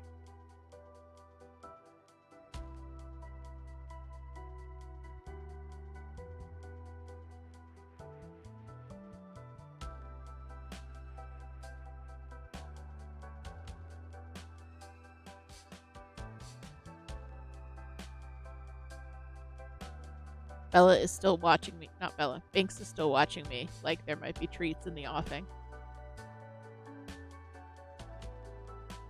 No more treats, guys. The treats went away.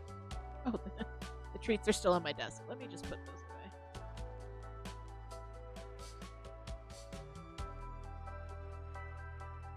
Okay, now the treats are away.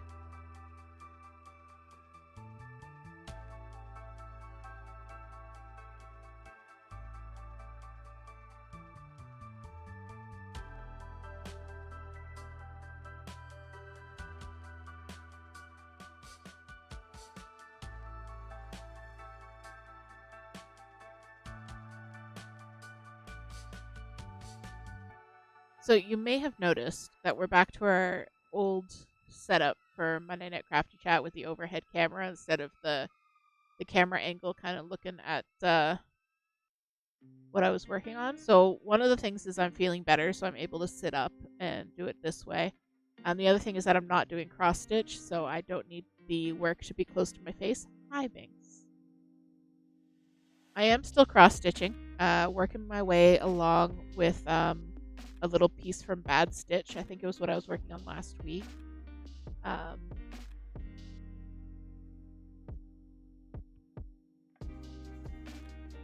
It's this cat. That's what I've been working on. It's a photorealistic black cat. Can you imagine trying to do a photorealistic black cat? My eyes would cry. So this is what I've been working on.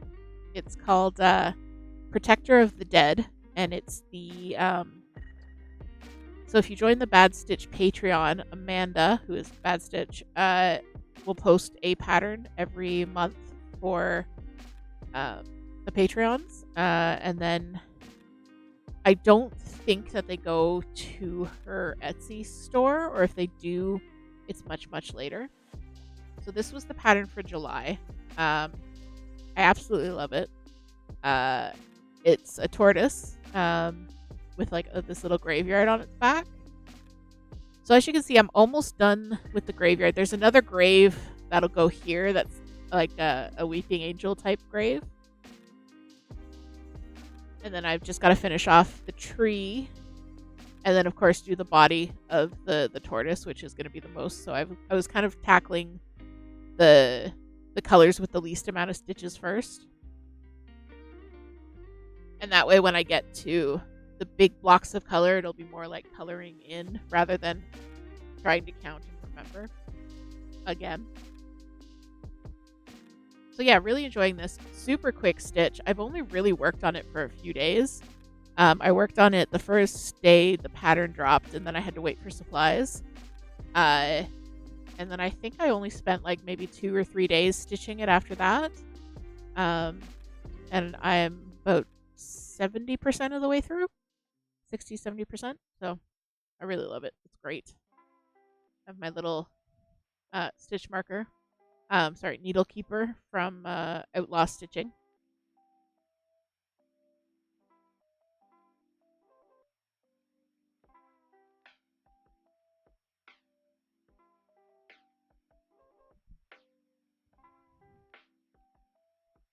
the other project that I've been working on, before I decided to start Zipporah, I was gonna do my Triceratops hoodie, which I'm very grown up and adult, so I decided I wanted a Triceratops hoodie, which is basically a hoodie, but with the head plates and the horns of a Triceratops on top. So I did those bits already. I crocheted them using a pattern for a kid's hooded blanket,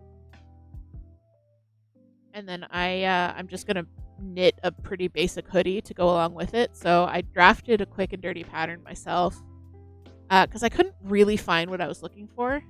Um, yeah, I couldn't find a hoodie that was either the size I needed or the price point I needed, which is free, or that had the stuff I wanted. So I just wrote my own. It's it's what I do. So let me see if I can get the. So I started on the sleeves because if I haven't decided. I haven't decided if I'm doing it as a raglan sleeve or a drop shoulder sleeve. But since both of the sleeves start the same way, I started the sleeves because I like to do the sleeves before the body because then they're just done. And then the body is kind of like the biggest chunk, and it feels very satisfying when you finish it and then you're just finished.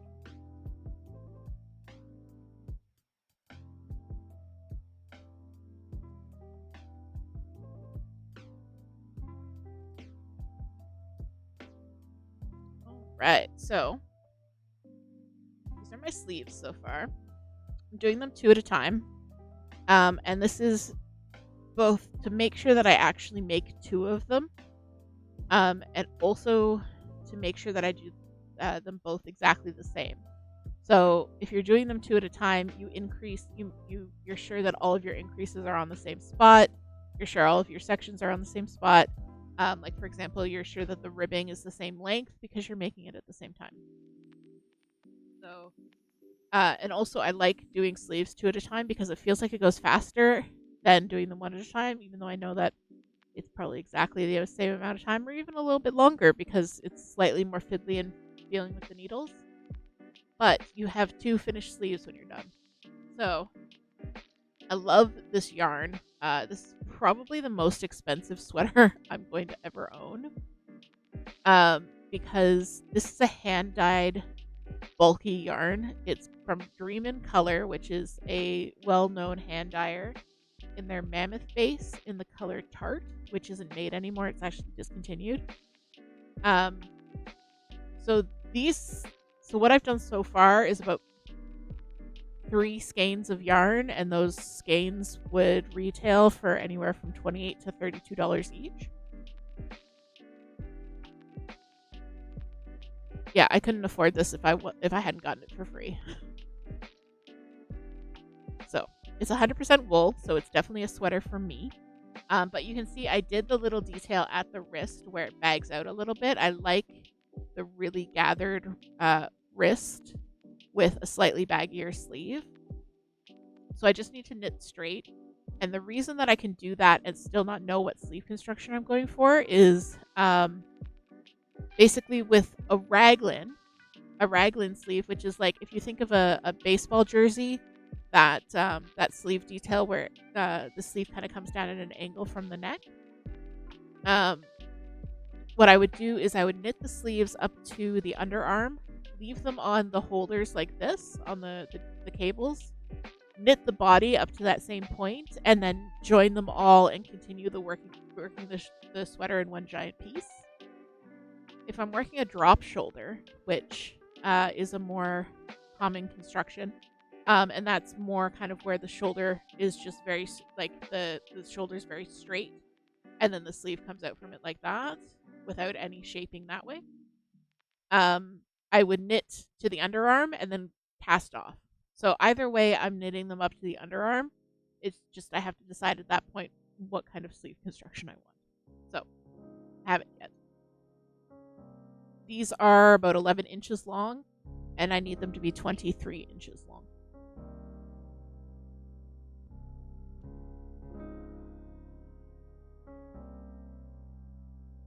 So here's another tip from me about fit and sizing. If you want a certain fit for a garment and you have something that fits you really, really well, measure that thing. So I have a hoodie, my Binks hoodie. You've seen me wear it on stream before. It's my dysphoria hoodie. It's my comfort hoodie.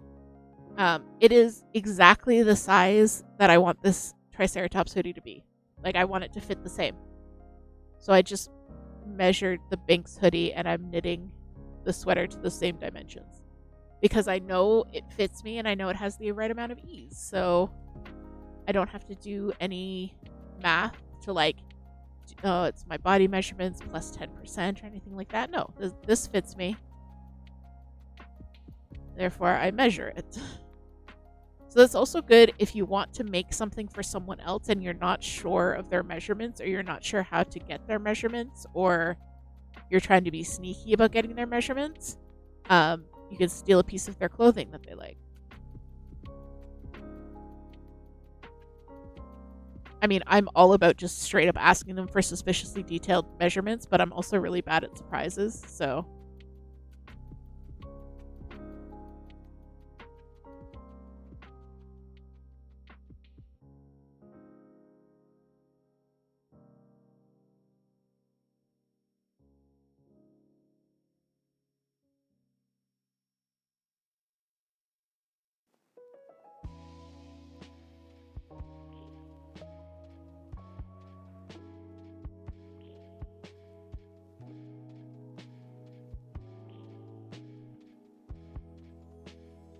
Sorry about that. So I'll probably keep working on the Triceratops hoodie on and off, depending on if I need a break, because the sleeves are pretty much just straight stockinette. I was considering adding some details to the fabric to make it a little bit more visually interesting, like, you know, doing knits and pearls in a moss stitch for kind of that pebbly dinosaur skin. But I decided to go full classy adult and just add spikes to the sleeves. I saw one child's dinosaur hoodie, because nobody makes dinosaur hoodies for adults, and I think that's a trend that should change. I saw one child's hoodie that didn't have spikes all the way down the arms, but just like 2 or 3 of them right above the wrist, which I really liked.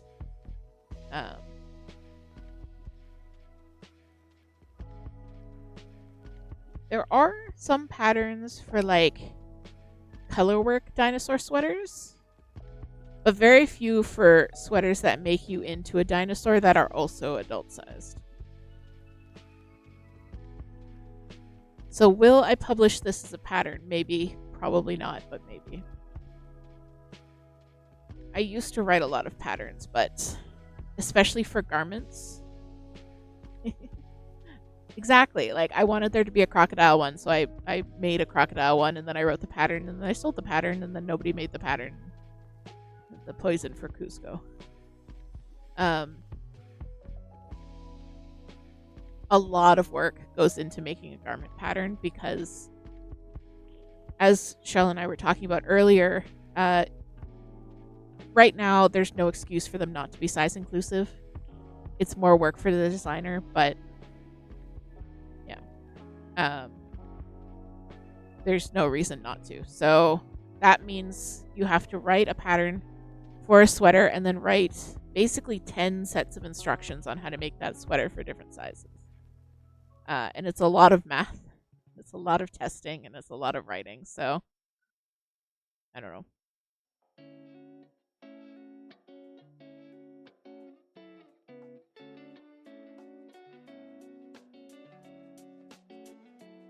Exactly, a lot of math.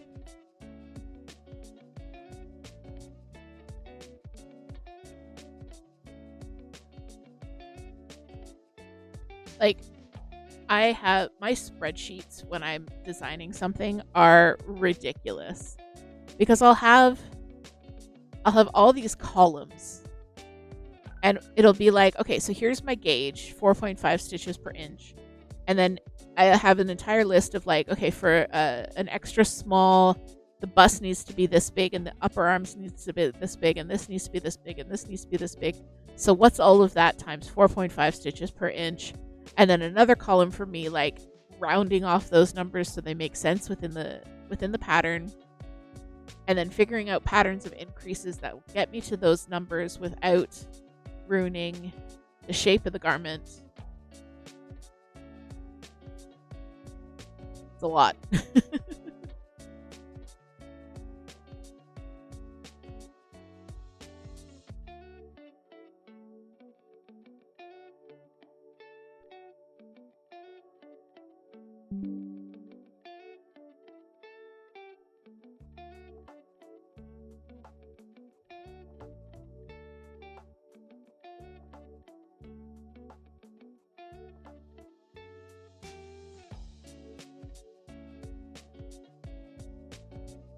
So we're getting some blue in the trans circle. This looks so pretty. I'm really happy with this. They aren't my usual colors, but I really like them. They're good. They are good.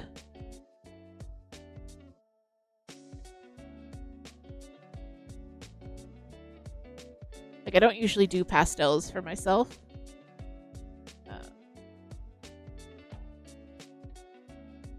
Dark gray I don't think counts as a pastel.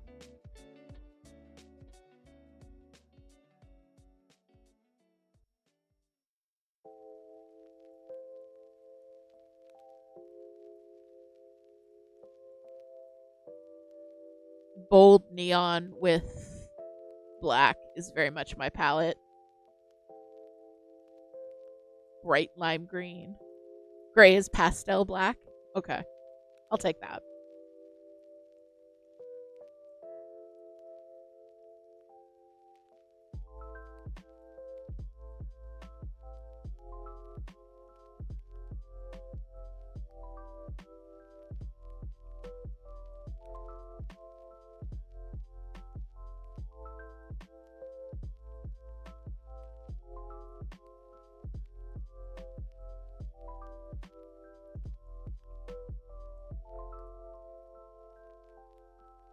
I'm going to finish this row and then see how many rows of ribbing I still have left to do. 1 by 1 ribbing is so slow.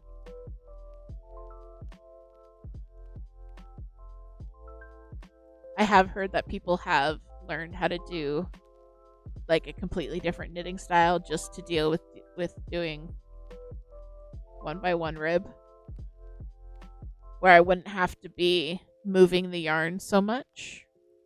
Or at least reducing the number of hand movements I need to make. Might have to look into it, but at the same time, I am old and tired and I do not wish to learn new things. Alright, so we've got 1, 2, 3, 4, 9, 10. Okay, we've done 10 rows, so we've got 14 more to go.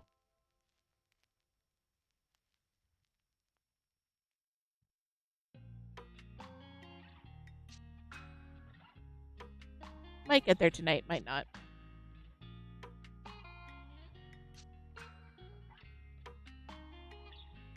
I think I only had four rows, I think, when we started the stream, so it's a pretty good pace, considering I've been talking to you and showing you guys some stuff.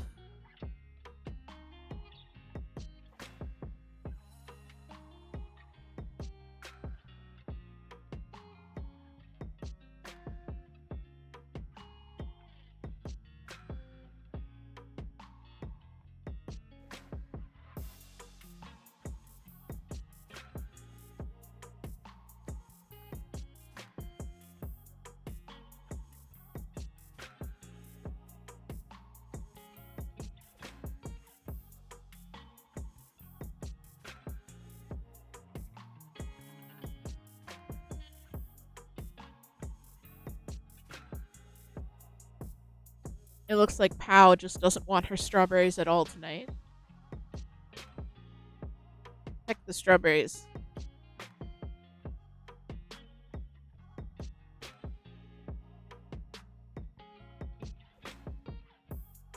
It's all about the mango and the cherry. I'm glad she liked the canned mango, though. I was worried that the texture would throw her off. It's good to know. Frozen, we can't get fresh. I mean, she loved it so much.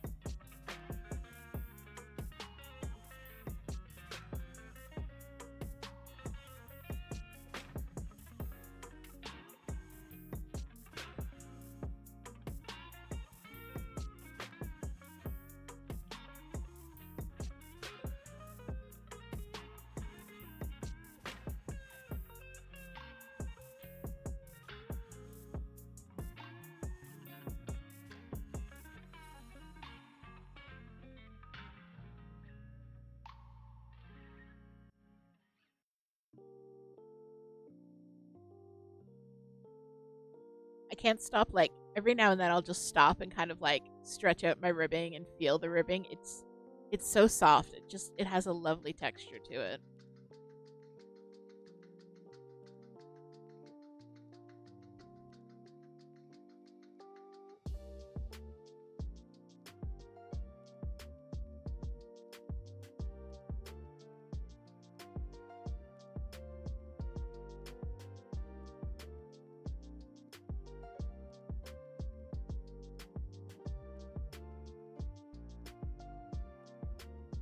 I hope you guys are getting along well on your own projects there.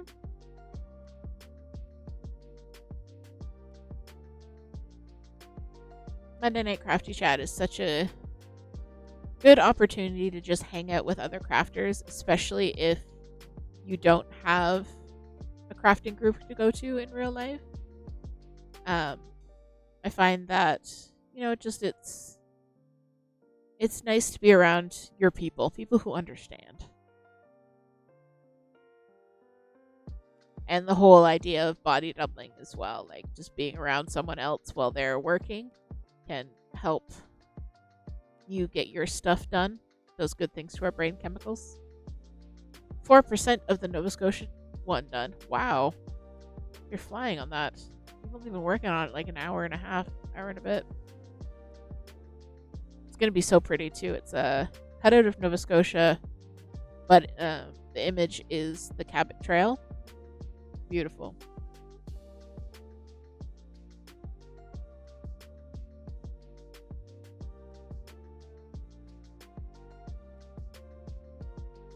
There are so many good designers available on Etsy. Like, I still can't get over the breadth of designs available, especially for cross stitch. I find it a little bit more difficult for knitting and crochet. I don't know if I've just been spoiled by Ravelry and the ability to check out what other people have done. But the cross stitch, it is what gave me the cross stitch bug back, was being able to browse Etsy and see so many cool cross stitches that were just different from what I'd been used to, were different from the things I'd done before. Were so much more my aesthetic and fit in with my current me.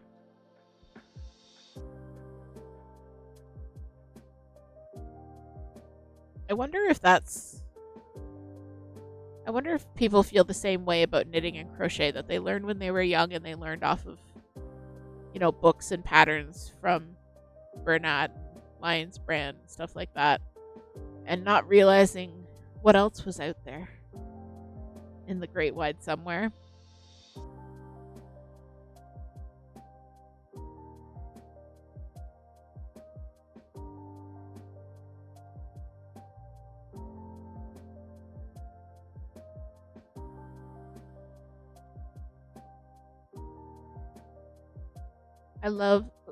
One of the reasons that I chose this pattern is because the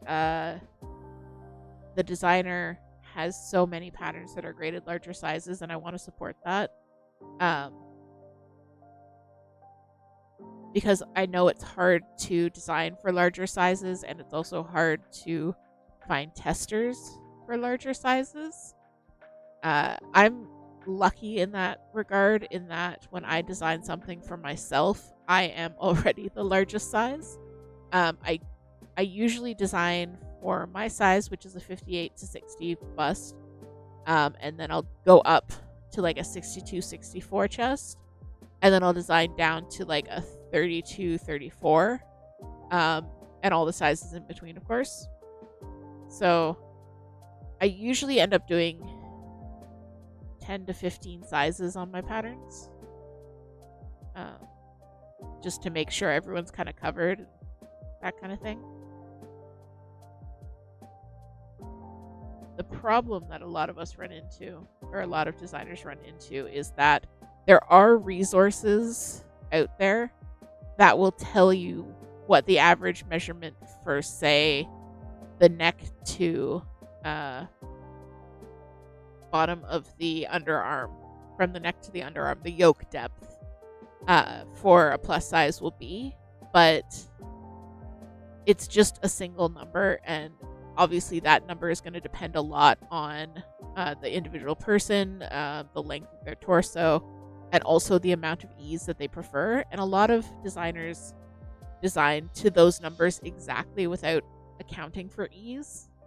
And ease is just the amount of space you have in your clothes. So if something fits you and it's like right at your skin, it doesn't stretch, and it doesn't stretch to fit you, but it also doesn't bag out, it doesn't have any looseness anywhere on your body, then that means it has zero ease. It is exactly to your body measurements. If something is smaller than your body, so like usually tank tops, you put them on and then they kind of stretch to fit you, so they would have negative ease. And then if you put on something and it was really loose and baggy on you, then it would have positive ease. And the amount of ease is measured in inches, so it would be like your body measurements plus the ease or minus the ease. And that doesn't get taken into account for some parts of the body, but it does for others. So it's a little bit difficult. Like for my upper arm, for example, it's 23 inches around, but I need at least 1.5 inches of ease on top of that. So I'll do a 24.5 or a 25 inch armhole to accommodate my 23-inch arm, because that's just more comfortable for me, if that makes sense. So yeah, just little design things.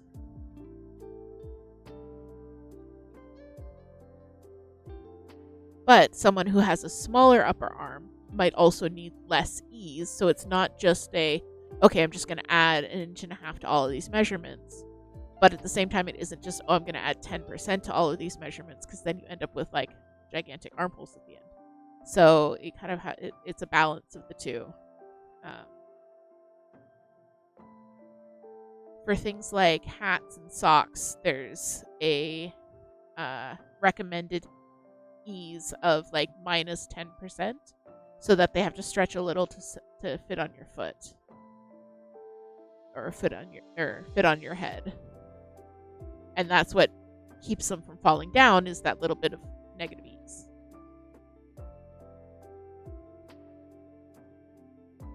So for socks, for example, my foot is 11 inches long, but I knit my socks to be 10 inches long because I want them to stretch to fit onto my foot, because that's how socks should fit. If I knit them 10 inches long, they would actually feel like they were too loose.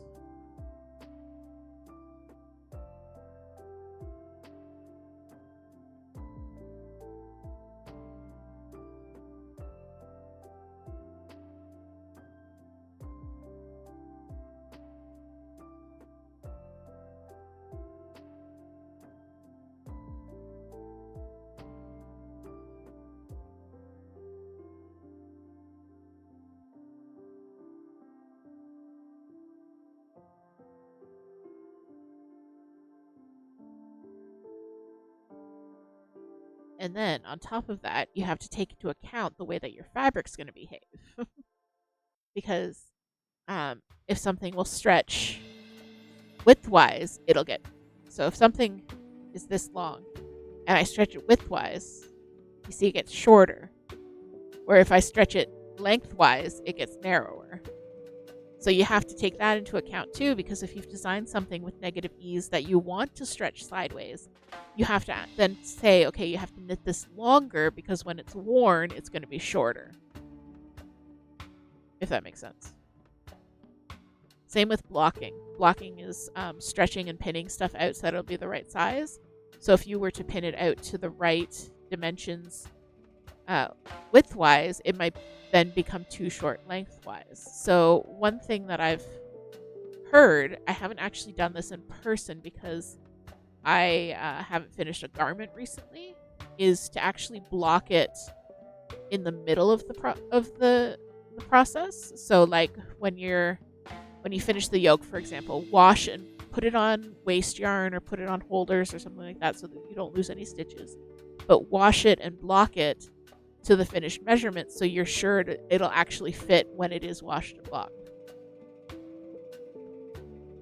Because that can, again, affect the shaping. There's lots to take into account.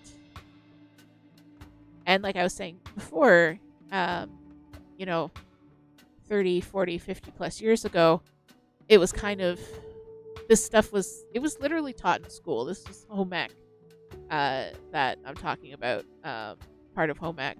But it was just kind of assumed that the people making these things would know these things. Generally women, but a lot of men knit and sewed as well, because they had to know how to take care of their own stuff. But it was kind of more common for people to be able to make all of these adjustments and have this baseline knowledge of fit and construction.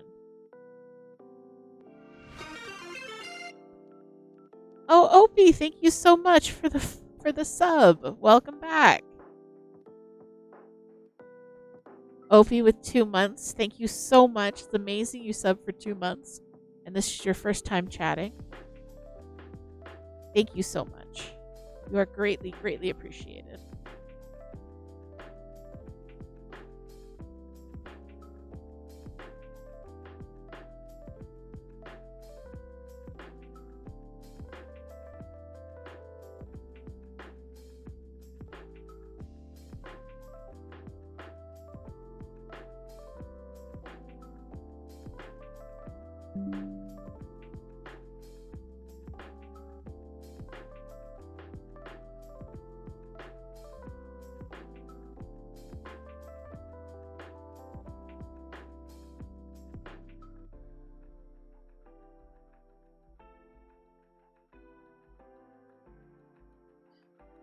Oh, this is looking so pretty. Look at that, guys. Oh. The 1x1 rib is looking almost lacy at this gauge. So this is going to be the neckline of the sweater. It's nice and loose and very stretchy. So that should be super comfy to wear. I did a cable cast on. It's my go-to cast on. I don't like doing a long tail cast on or anything where you have to estimate yarn usage. I know I should probably learn how to do it, but I don't really want to, so I didn't, and I probably won't. I did a tubular cast on for a 1x1 rib once, and I hated it, so probably not going to do that again. So I do a cable cast on, which is very similar to the knitted cast on, and the knitted cast on is either the first or second cast on that new learners will learn, because it's just basically knitting a stitch and then moving it back to the other needle and then knitting another stitch and moving it back to the other needle. Whereas a cable cast on, you go between two stitches, so it creates a really nice finished edge. So I don't know how well you can see that. Probably not well at all.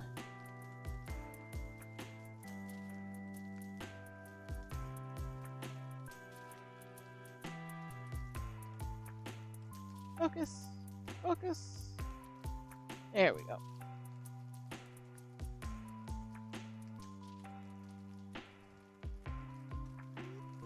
I don't know how well you can see that, but that is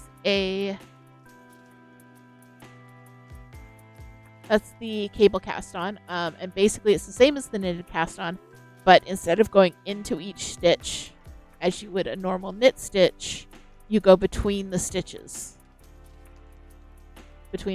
like that, and then cast on thusly. So it's a really easy cast on. You don't need to estimate yarn because you're just working from the ball. If I'm starting with the cable cast on and I'm going right into stockinette, I will often start on the wrong side. So start with a purl row, and then move into the knit for the stockinette side. It creates kind of a purl bump on the edge. So it looks a little bit neater if you do the purl row first. And again, that's nothing that I learned from anyone. I just kind of realized that. And so that's a habit that I've taken in. And now when I recommend the cable cast on, I include it in my recommendation. If you're doing stockinette, start on the wrong side.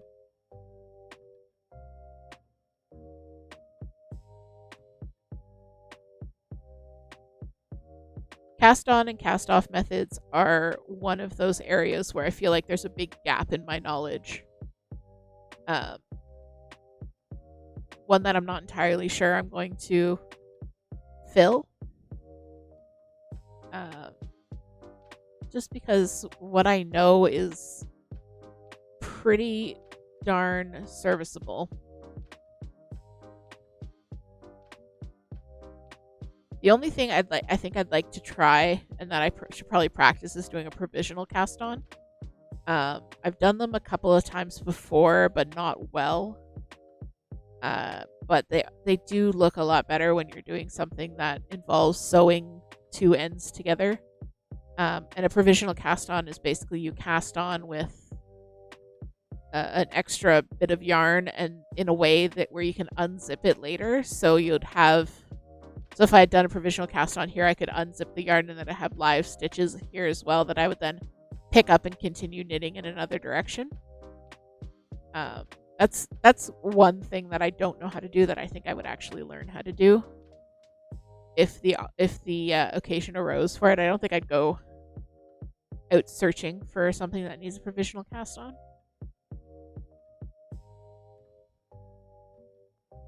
So this pullover, the Zipporah pullover, is a round yoke, which means that does what it says on the tin. It's a round shape. The increases are staggered to make a circle until you get to the point where you have enough stitches on your arm on the needle to go around your chest, over your arm, around your back, over your other arm. So kind of it looks like a poncho at that point, and at that point you would split for the sleeves, where you would set some of the stitches aside for the sleeves, set some aside for the other sleeve, and then continue working on the body, or vice versa, set aside the stitches for the body and continue working on the sleeves, which is what I usually do. I don't know why, it's just my habit is to make sleeves first. And for this one, I'll probably do them 2 at a time as well. 2 at a time is a little bit fiddly to get set up, but I find it so worth it, because then you don't have to remember what you did on the last sleeve, and then you're not like, yay, I finished a sleeve. Oh god, I have another sleeve to do. They're just done. I also have to decide if I'm going to match stripes on the other sleeve, on the 2 sleeves. And matching stripes is a lot easier if you're doing them 2 at a time as well. But I don't know. We'll see when we get there.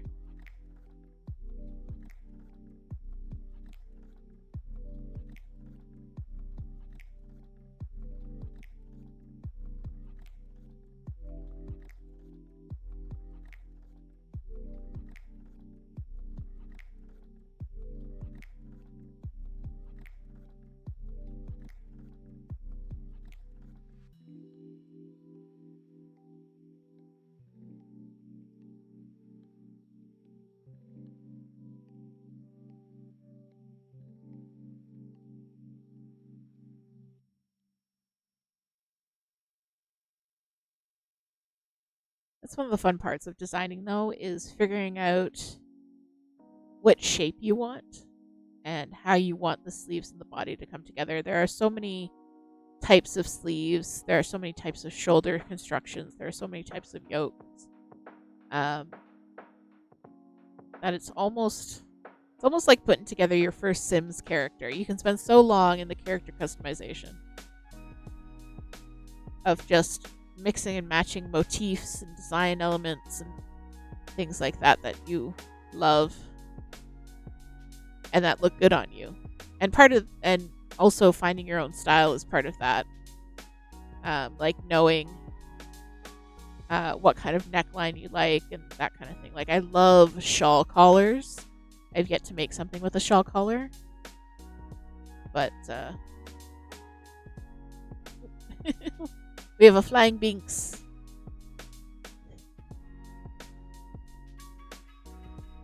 Yeah, starting a project is like the character creator mode in Sims because you're just hi babies.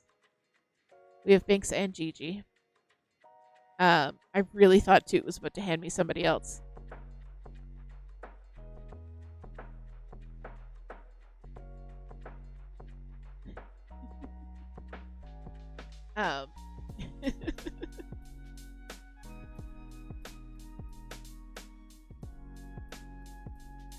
Because like you're picking out the yarn and the pattern, but first before you do the pattern, especially if I'm looking for something specific, what I really like about Ravelry, and one of these days I'll probably do a Ravelry tour, but it's basically you figure out what design elements you want in your hood, and then figure out what design elements you want in your project, and then you can search for patterns that have all of those design elements. For example, I want a hood with raglan sleeves that's a pullover that's in worsted weight that involves color work. I can search for specifically that. And it's like, oh, I'm not really feeling color work. I want something with cables. So I can search for that. I can design something like that. Or it's like, oh, I don't really like the look of a round yoke. I think I like to try a drop shoulder for this one. Hi, Binks.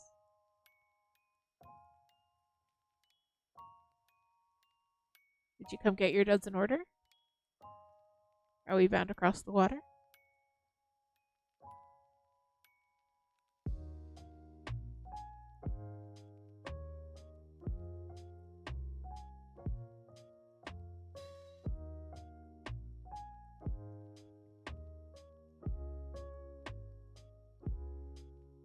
I guess we have a Binks now.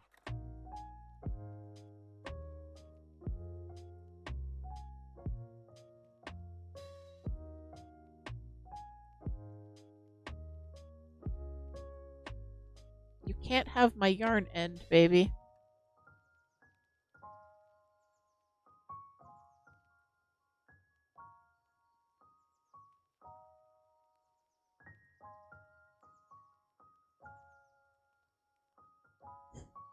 No forbidden spaghetti for Binks.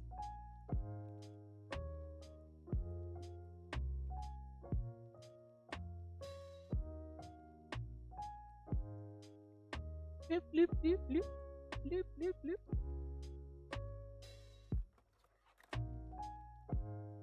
Why do you harass me, father? Why?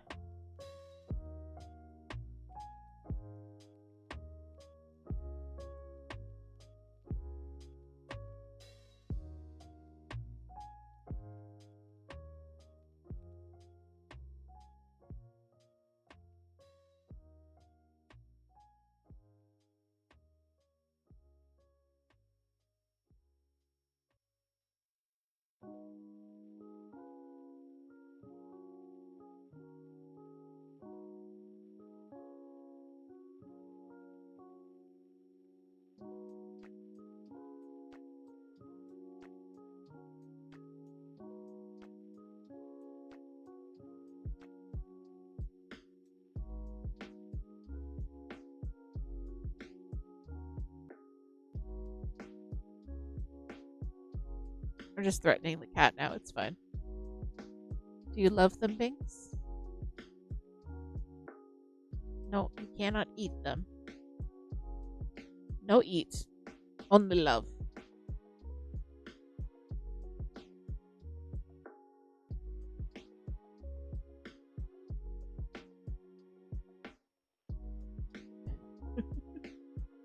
I can't tell if she's fascinating with the knitting or if she just wants that end, but she is hardcore staring.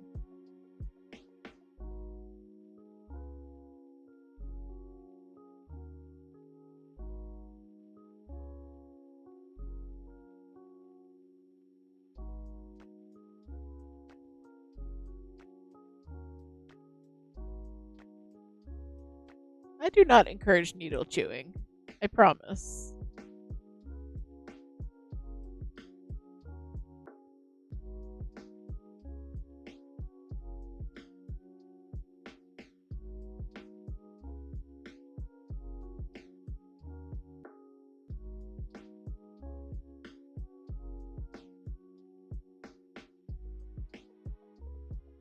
That was not encouraging needle chewing. That was encouraging needle loving.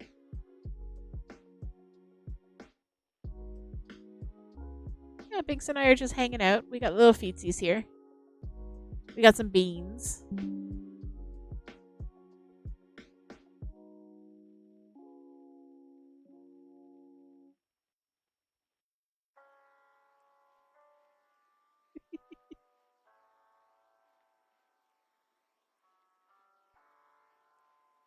A quote bot.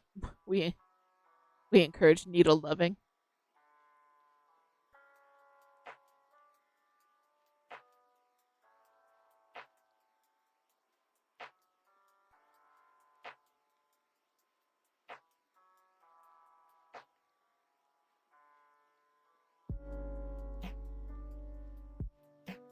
I love that every now and then part of her head just comes into frame. Oh, Binks. Okay, she's done now.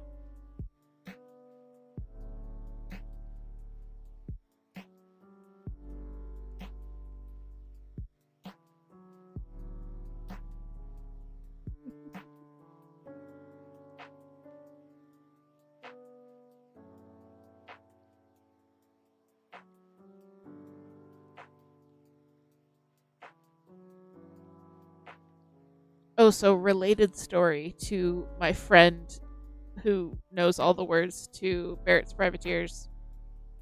Um,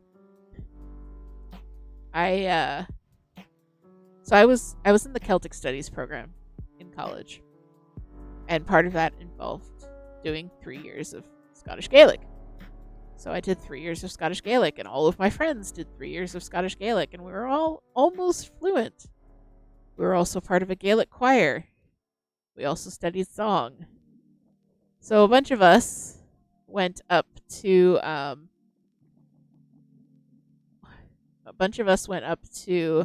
Halifax one day, and we went to the Alexander Keats Brewery, which they do a brewery tour there, which is really fun. So if you guys are ever in Halifax, I highly recommend the brewery tour at Keats, because it's not just touring their facility. A freaking historical reenactor comes out and takes you on a trip back through time to see the origins. It's hysterical. It's so much fun. So we did that, and at the end, they all take you down to like the little pub that was like the first Alexander Keats pub. And we're all sitting around, and the historical reenactor's there, and he's got his like flagon of beer, and we're all sitting at a table, and he's like, now you might have noticed that some of the people on the streets around here speak a language called Gaelic. That was really common around here. And we're all like, yeah. He's like, well, I might ask one of them to give us a song in Gaelic, but I bet you wouldn't know it. So we're going to, and my entire table broke out into song in Gaelic. Like, do not test us. We have a repertoire. The historical reenactors were like, we don't actually speak Gaelic, but thank you. We were the only people on the tour, so it was not as obnoxious as it sounds.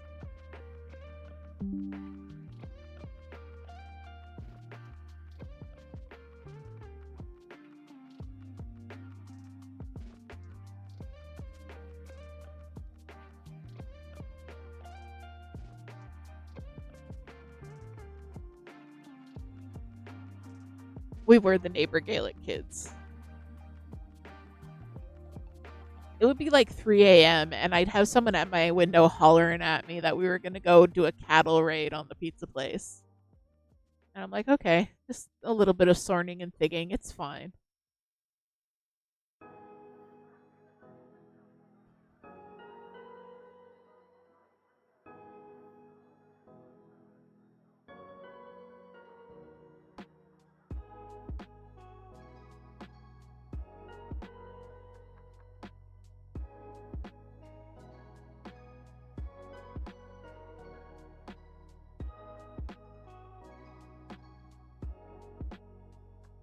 But yeah, every song in those TikToks that Toot sends about, I didn't see it, but I'm guessing it's the songs that will make a Maritimer get up and dance or whatever. I feel very attacked. Very, very attacked.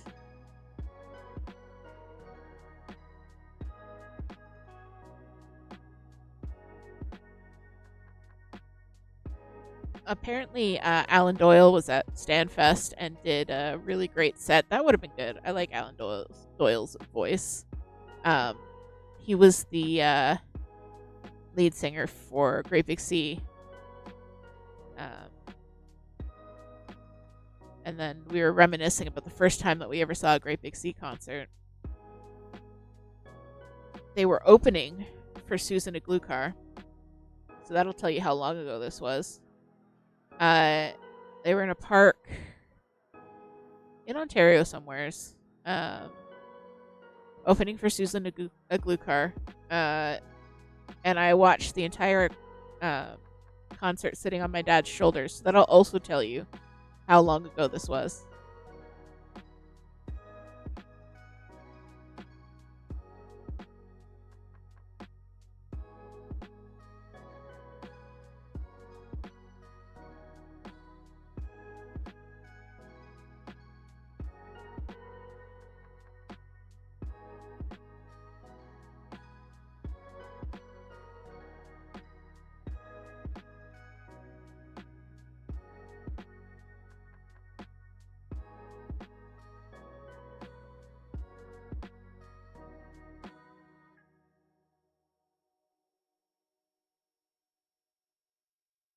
Despite being one by one ribbing, this is working out quite fast. I'm very pleased with it.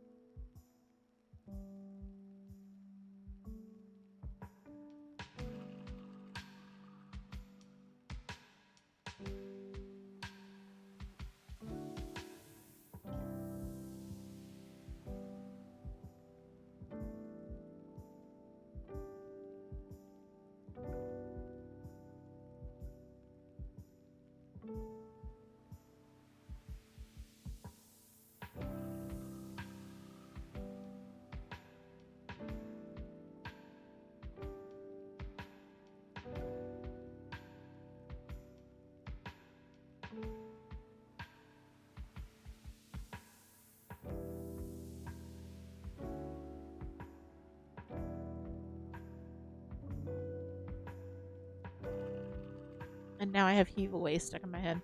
Every time those TikToks come up, I get heave away stuck in my head. Which is actually the most recent of those songs that I have learned. But yes. It's also a good one. Sea shanties and traditional East Coast music, it's just so good.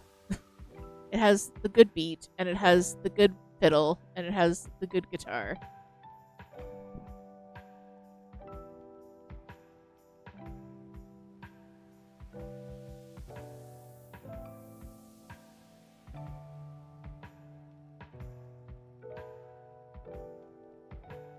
And the good ugly stick. Yes, correct.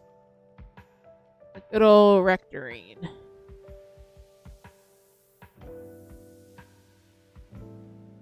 It also has camaraderie. Yeah. Yeah, that's a big part of it. There's that real kitchen party feel. Like you're being welcomed into someone's house. Yes, you can't get your citizenship for knowing what an ugly stick is. But yeah, East Coast music has that real kitchen party vibe, where You're just going over to somebody's house. Everyone's sitting around in the kitchen. Somebody brought, the ugly stick. Someone brought their guitar. Someone's on the piano that they pushed out from the living room, and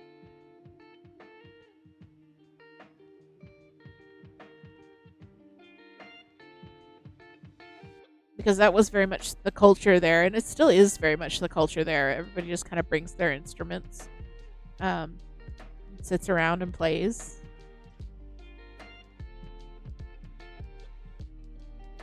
My one of my friends in college, he was very talented. He played God, everything. Guitar, ukulele, banjo. I think he knew a little bit of the pipes too. Drums. He was great on the drum, and he had so many harmonicas, like different harmonicas for like different pitches and notes and stuff. And he had this like bandolier that he wore them all on. So he'd show up to the party, and granted, this was like the late 2000s, mid late 2000s. Um, so of course he was wearing a trench coat and a fedora, and had a beard and long hair and glasses, because that's all the guys that I was friends with. But he'd show up to a party and he would have like 12 harmonicas strapped across his chest, and he'd have a banjo on his back and a drum under his arm, and everyone would be like, yeah, he's here.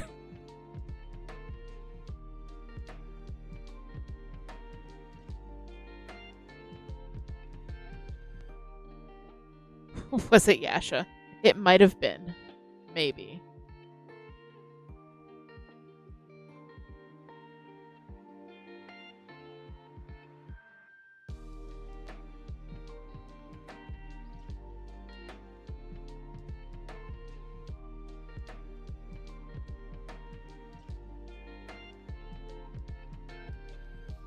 Yeah, it's one of those musical traditions that feels like something that just happens for display, like in pubs and things, and they put on a show for the tourists, but it really isn't. It's really quite prevalent, not around other people, if that makes sense.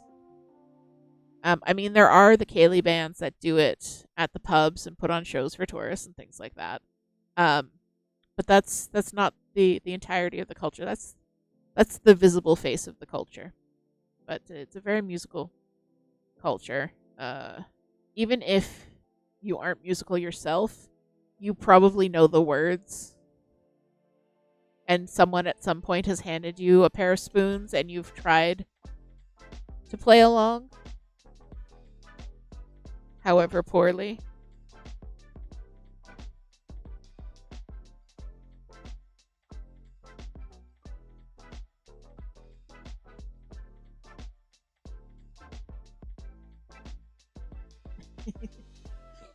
Nice the buy that builds the boat, nice the buy the sail, sir, nice the buy that catches the fish and brings it home to Lizer.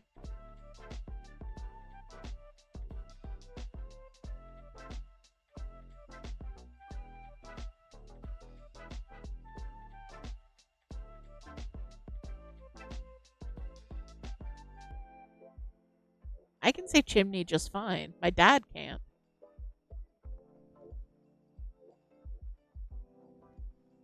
My dad pronounces it chimbly, as in I asked my cousin to go clean the chimbly.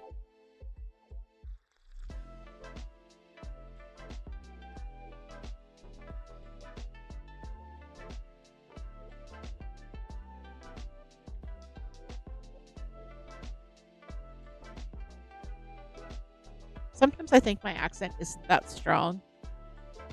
And then I'll like listen to myself back occasionally, or I'll be watching something else and I'll be like, oh yeah, I have an accent. Oh yeah. Like right now, I started watching Murdoch Mysteries, which is a great knitting show because it's engaging without needing too much of my attention. Um, but it's a police procedural detective show set in Toronto in 1890, and it's painfully Canadian. like painfully Canadian. The generic background baseline accent is Canadian. And to someone who is used to watching American television, it's surprisingly jarring. Because like that's our accent and we're not used to hearing that on TV. More Canadian than Corner Gas. More. Like I would say Corner Gas's accents were less Canadian than Murdoch Mysteries, because Corner Gas tried to make themselves more Canadian, that it was like Corner Gas, it was almost like they were putting on an accent, but Murdoch Mysteries, they're not. It's so Canadian. It's so heckin' Canadian. But it's really interesting because it's set in the 1890s, so like it's just really interesting.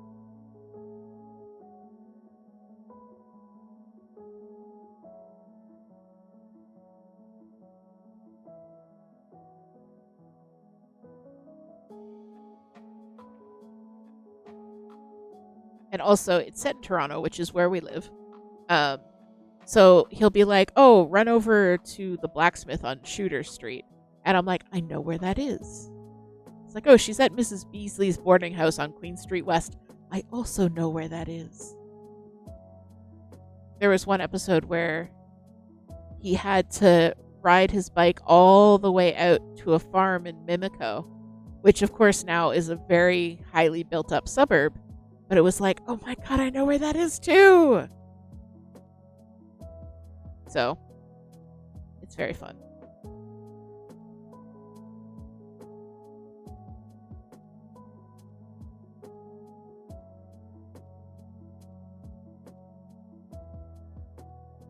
And it's like, how many things can we film in the garden at Casa Loma before people catch on that it's the same historic building in the background and not a variety of different historic buildings in the background?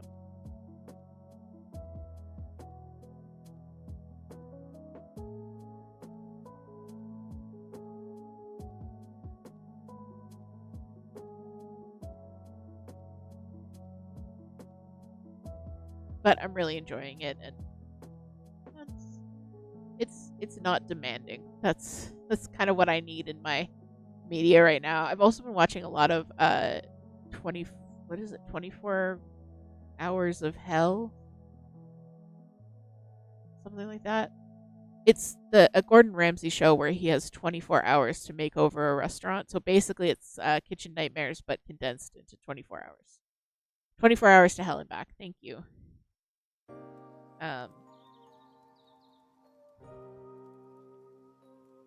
Gordon Ramsay is 100% my comfort show.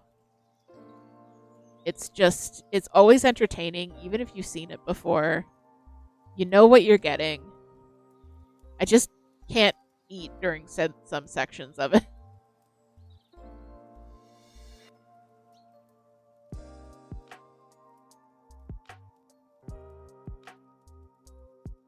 Seeing the circle growing in this way, I feel like the world's slowest knitting machine.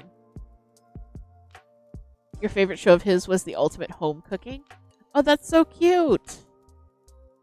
Yeah, I know over the Backstreet Boys reunion tour, he was doing a lot of home cooking with his kids, and his kids kept posting TikToks of it. It was super cute.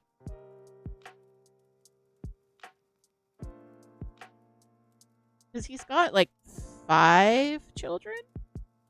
Question mark?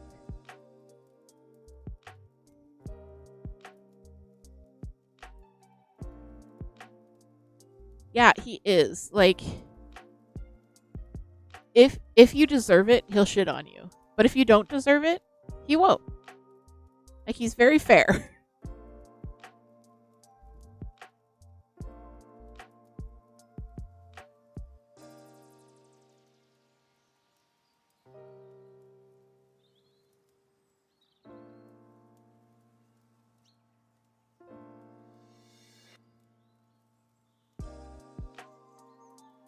I love that he started doing like not collabs but shout outs to Uncle Roger. You also love Gordon Ramsay? Good. 1,000%. He has no time for people who don't pull their weight. That's the thing. Like, if you're trying your best, he's there for you 100%.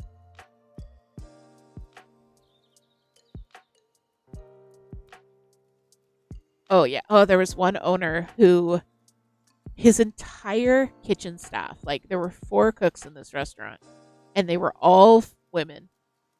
And the owner was like, well, I can't rely on the moms because they might need nights off and stuff. And Gordon ripped him a new one for that one. It was like, oop.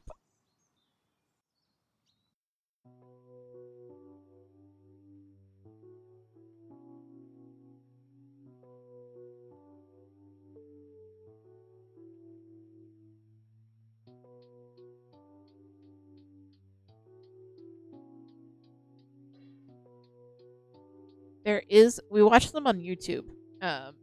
And the channel that reposts them, so they have like the usual end card, right, where it has like the 2 videos that they want you to watch next, and then the subscribe button in the middle. So they did that, and then down in the corner, for like the last second of the video, pops up this other one that just said it was like devour or something like that. Like, it was a really return. It said return, but like in creepy font. And it was this like rabbit hole of short creepy videos that led you from one to the other for no reason. It was the weirdest ARG ever.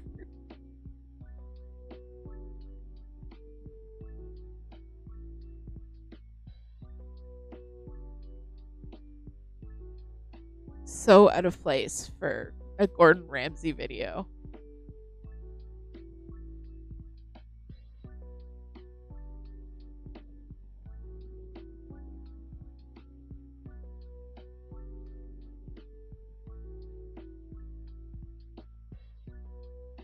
Oh, it ultimately ended in a video of Gordon chucking a microwave out a window.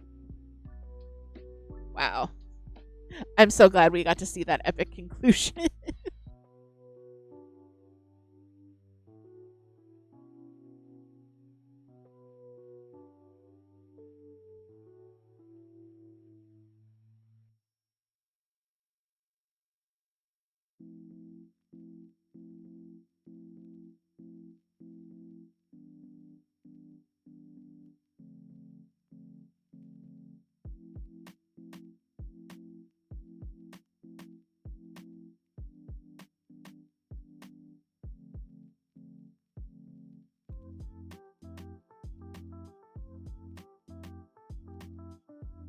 It's so pretty. Makes me want a knitting machine real bad. But like a CSM, a circular sock machine. Those are unfortunately very expensive unless you have a 3D printer, in which case you can print your own. But if you do have a 3D printer, I'm sure that itself is very expensive.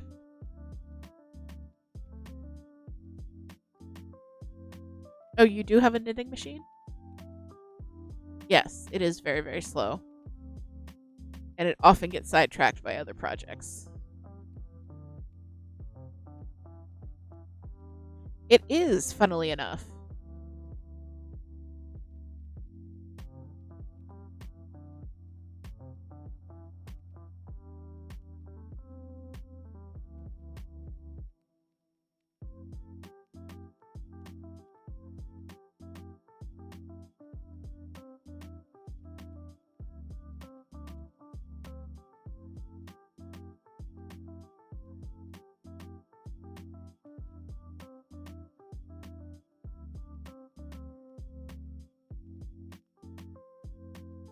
I have the itty bitty sock machine.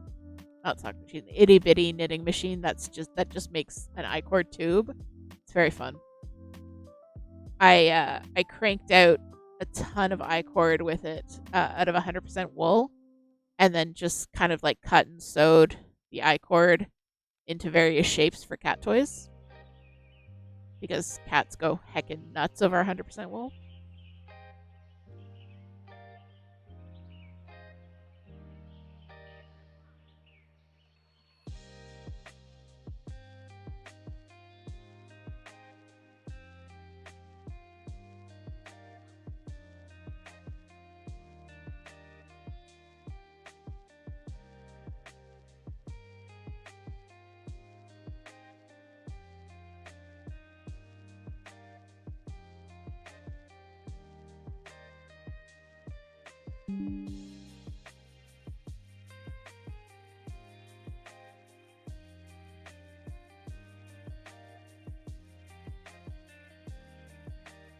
Well, my friends, it's about that time of evening.